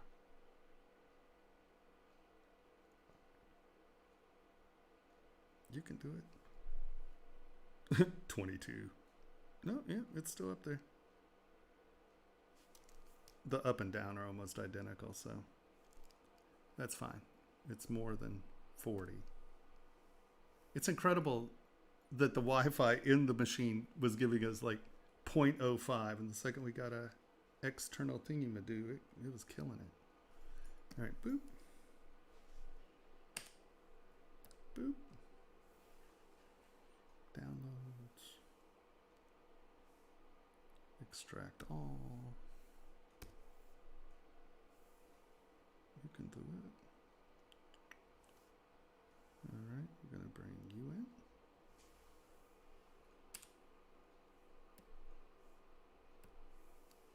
And you in.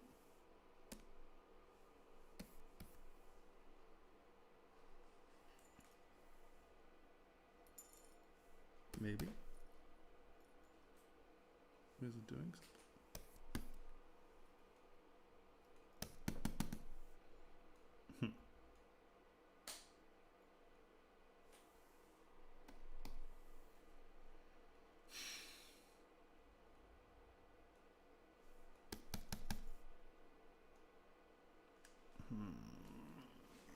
Give me one of those days, are we?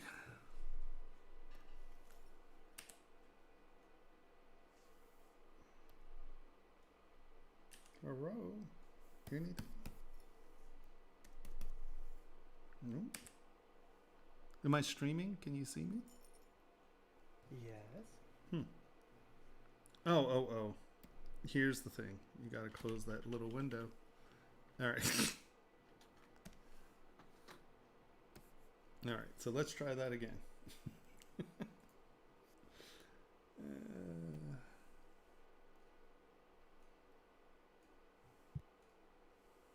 Okay, load tool.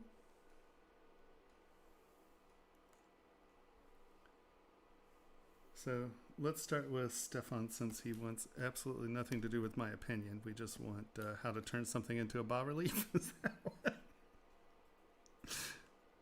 Is Stefan here? Oh, hold on, let me. Not by voice, but in chat. Okay. Hold on. And then Jeff, you'll be next. I just figured this will be easier to.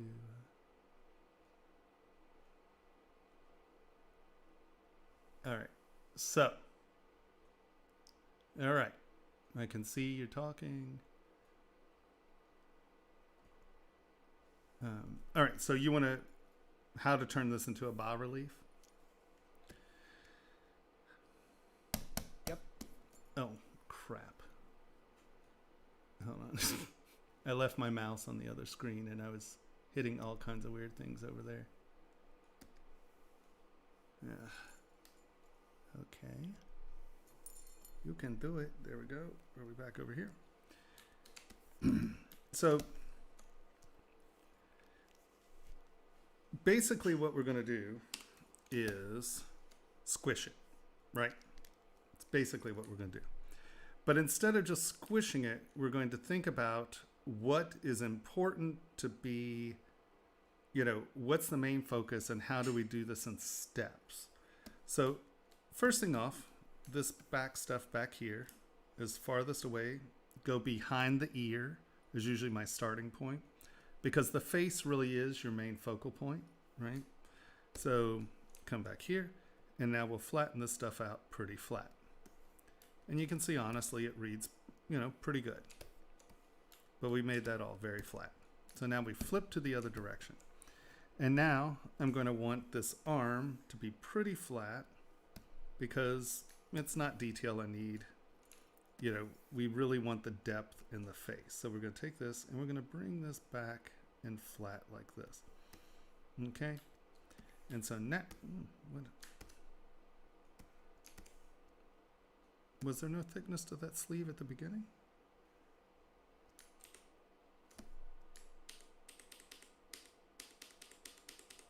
Okay, no, there was never thickness in that sleeve. Okay. Well, first of all, you'll definitely want to add thickness to the sleeve because otherwise it's just a plain and that's going to cause you grief. So let's come back out here. Is this a separate part or is that the whole top? Control Shift Tap. It's the whole top. That's fine. So what we're going to come down here to, come in here. We are going to go to turn on dynamic.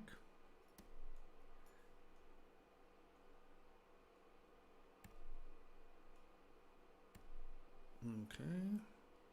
So let us fix mesh. I think from me squishing things, I've already changed it. Here, let's just go back to the beginning and see if we can do this. Boop. Split.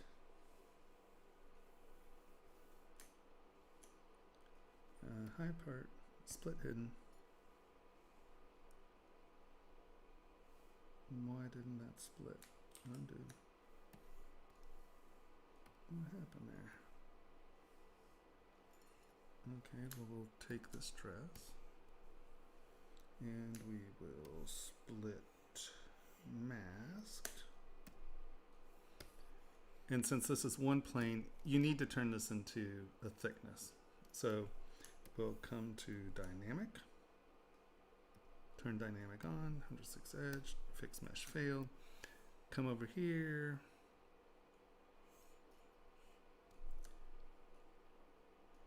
check mesh integrity, fix mesh, mesh integrity, complete test, check mesh integrity. All right, so that should have fixed that stuff. And now we're going to come back to dynamic. And we are just going to put a very thin thickness on there. It doesn't have to be much. Like that was too much. There we go. I just need it to be a solid, right? So now we're going to push apply. There we go. So now we have thickness in that.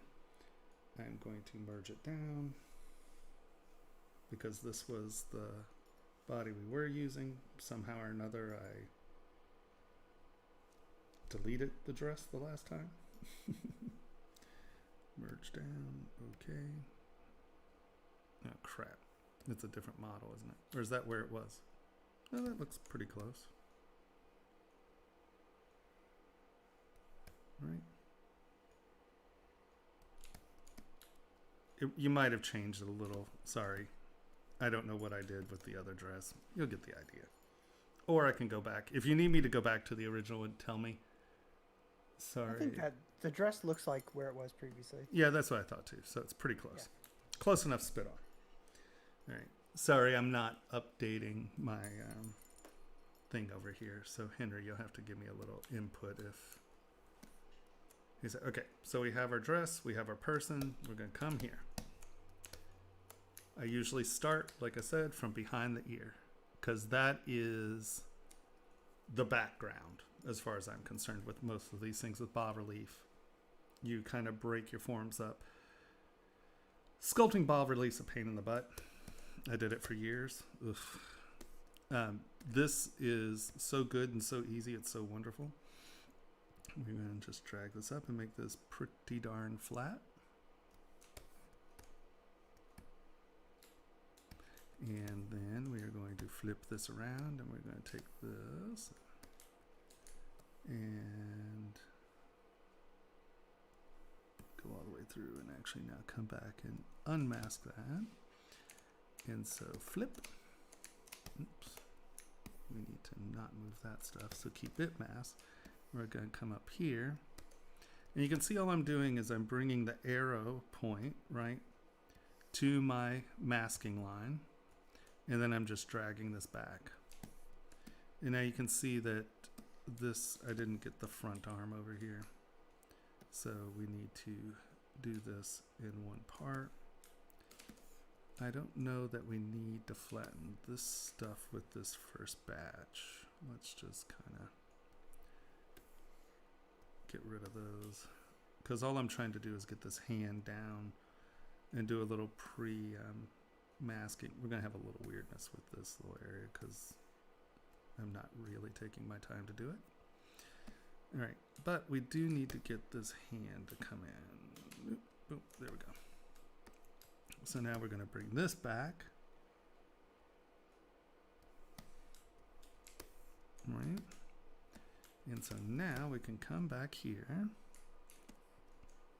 And we're going to mask this because we don't want this to be super shrunken. Come in here. We're going to bring this stuff back and in. So now you have your bas relief, right? We're getting thinner and thinner. But what I'm going to do is come back out here. And I'm going to look at my face. W. And I'm going to just mask off this chin, the cheek, and the brow. And we are going to unmask that. Boop. And like if we know that we want the hand to be a little more detailed, we will come back in here. Where's my brush? Boop. Oh, I have Q on. Turn Q off. Here's my brush. Where's my brush? Yeah, it's huge. Okay. Sorry. There it is. Dynamic brush size. Bring it all the way down. There we go. And I can just mask my hand. Normally, if I were doing this, these would be different poly groups, so I could just pop this in and out without affecting that background. Do you have these as separate poly group? Oh, you do. Look at you go. All right, so we would just undo that. We tap U and just select you. come back in, get our face selected.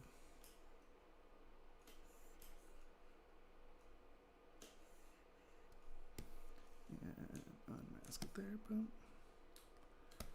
And here, we're just going to come in here, we're going to paint this on because I want that cheek to fill out. I want the chin to come back out. And I want cheek, flip, W, come back here, straighten that out. And we'll stretch the face back out a little. And then, okay, hold on, we'll do that secondary. We'll bring just the tip of the face back out a little, and then I'll come back in, and I might actually paint this little area off, Q, like,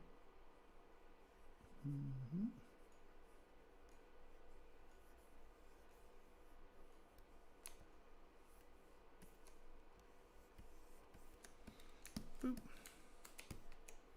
W. Bring you up and out. And that'll make the nose and the mouth a little bit more. Now, obviously you want to be a little more careful than my wonderful masking there. Come back in here.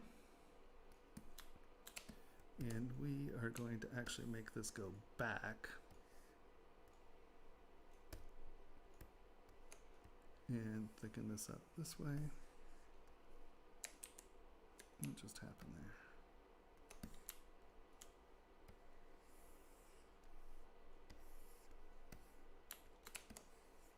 Oh, your fingernails were different. Oh. All right. So now, what we've done is we've selected the things we wanted to be more dimensional. Obviously, your fingernails were a different poly group, so that didn't help us much. And that's the arm, so that came in front. Just take this and no.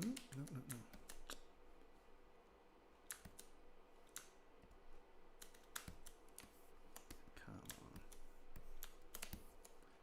Pull this back behind. There you go. So you come in and you just get everything kind of back out, and the things you really want to punch and make dimensional, you just punch it and make it a little bit more dimensional.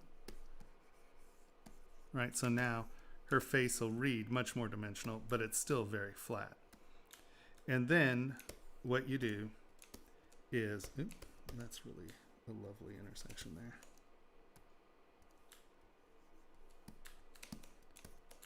Right, get everything kind of where you want it. Everything's very flat. It's where we want it. We do Control W and make everything one poly group. And then you come here and you group front.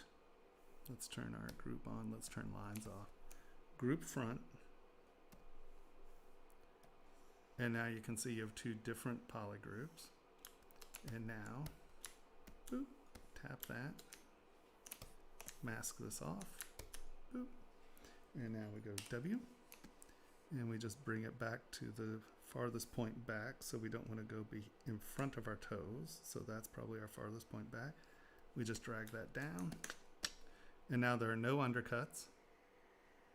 And you have something that is the thickness of your thing. Now from here you can always make it a little thinner, but see your face, and the things you want it to stick out are, everyone's in its place, it's all going. Now the one thing I do is I tend to mask this off, and I will come back in, and instead of keeping, we have all this thickness now, right? So you can come in and just bring your edges back and down some.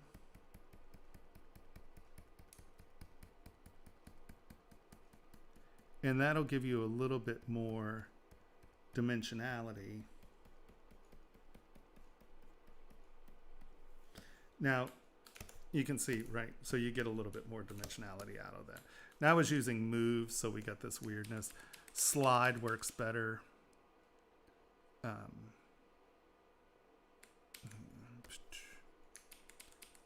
The slide can be a little less dramatic. if you come here, grab slide, you can grab the edge and just pull the edge back and over. Now, I tend to take my focal shift and make it really small, so there's a big spread, so it's a very gentle transition. And you can see how you can really come back in and get a lot more dimensionality out of this. So you're not just wasting that depth.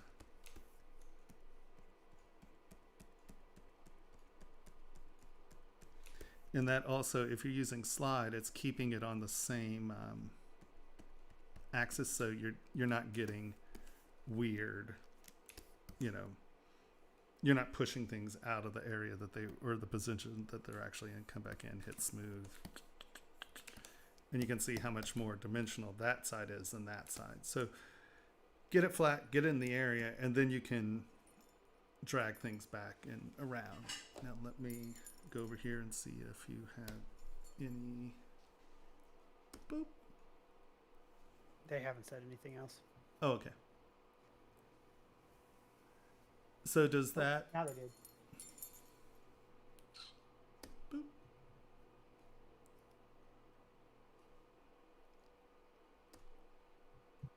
Boop. Sure. I know. You just don't want my opinion. I got it. It's okay. No, I mean, you know, it's not like I'm butthurt about it or anything. It's just. You know. So did that help? I mean, is that what you were looking for? And you know, you can obviously do it here with the face and stuff as well.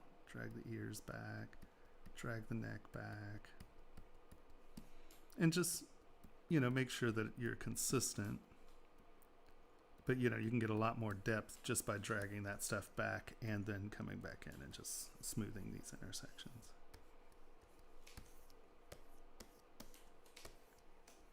Yeah? Yeah. Yeah? Hey, to answer another question while you've got that model up, Georgia would like to know, they have a brush that they recently downloaded that added a bow to their model. And they like the brush in general, but it adds extra elements to their model that they didn't necessarily want. And they want to know how to remove that, and they're new to ZBrush. So on this model, could you show us maybe taking off the embellishment in that dress in the center? And I think that will answer the question. And So is it like an insert mesh brush? I think so. Okay. So the easiest way to deal with it is this. As you can see, all these are the same poly group. But if you come back down and do auto group, boop, it takes anything that is an individual object and creates a poly group. Does this have like 7,000 things? What's going on here? Normally this is quick. I wonder if there are a lot of, did I mask, or are we trying to auto group a mask? Hold on, escape. Let me make sure I don't have anything masked here. Or not, it's gonna do its thing.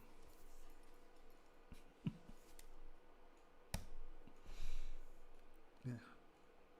So I'm saying, this machine's really good, but there's some things that are RAM intensive that it does not like. Come on. What are you trying to do? Like.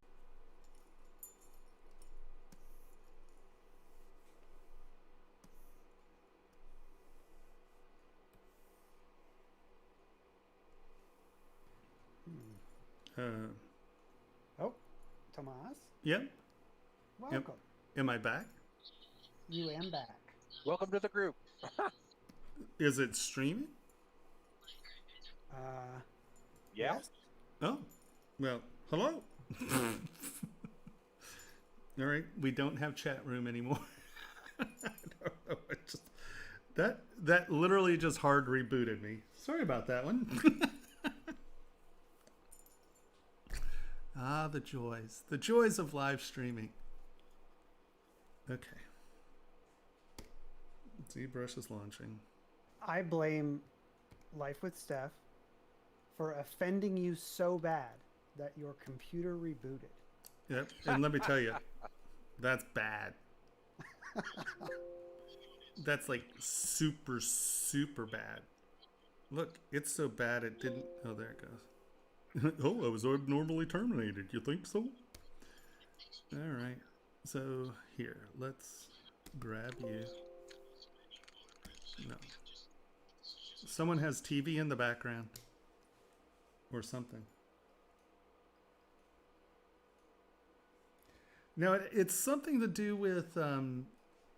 It's either OBS or I think it's Twitch. Twitch does this weird. I don't know what's up with them, but yeah, my streaming is rough sometimes. It seems. Oh, I don't even have the stream up. So okay, Henry, you can keep me informed. Sorry, I don't have anything up. For some reason, my chat room's not up. Okay, so you have these lovely things, and so you have your groups, right? So if you're looking at something and it's W, and so now if you come over and you go to auto groups, it will put everything in its own, anything that is an individual object. Wow, that's still taking a long time. Are we going to do the same thing because of this? Are we CPU crashing? Can you still see the stream, or is it stuttering out? Yeah, it looks good to me. Okay. Okay. I don't know why this is such a thing. While you're waiting, real quick, explain how people get your new eye. My new eye? What? I didn't hear you. It was chattering. How people get your UI? Oh, there's a download link that. Why are you telling? You have the download link.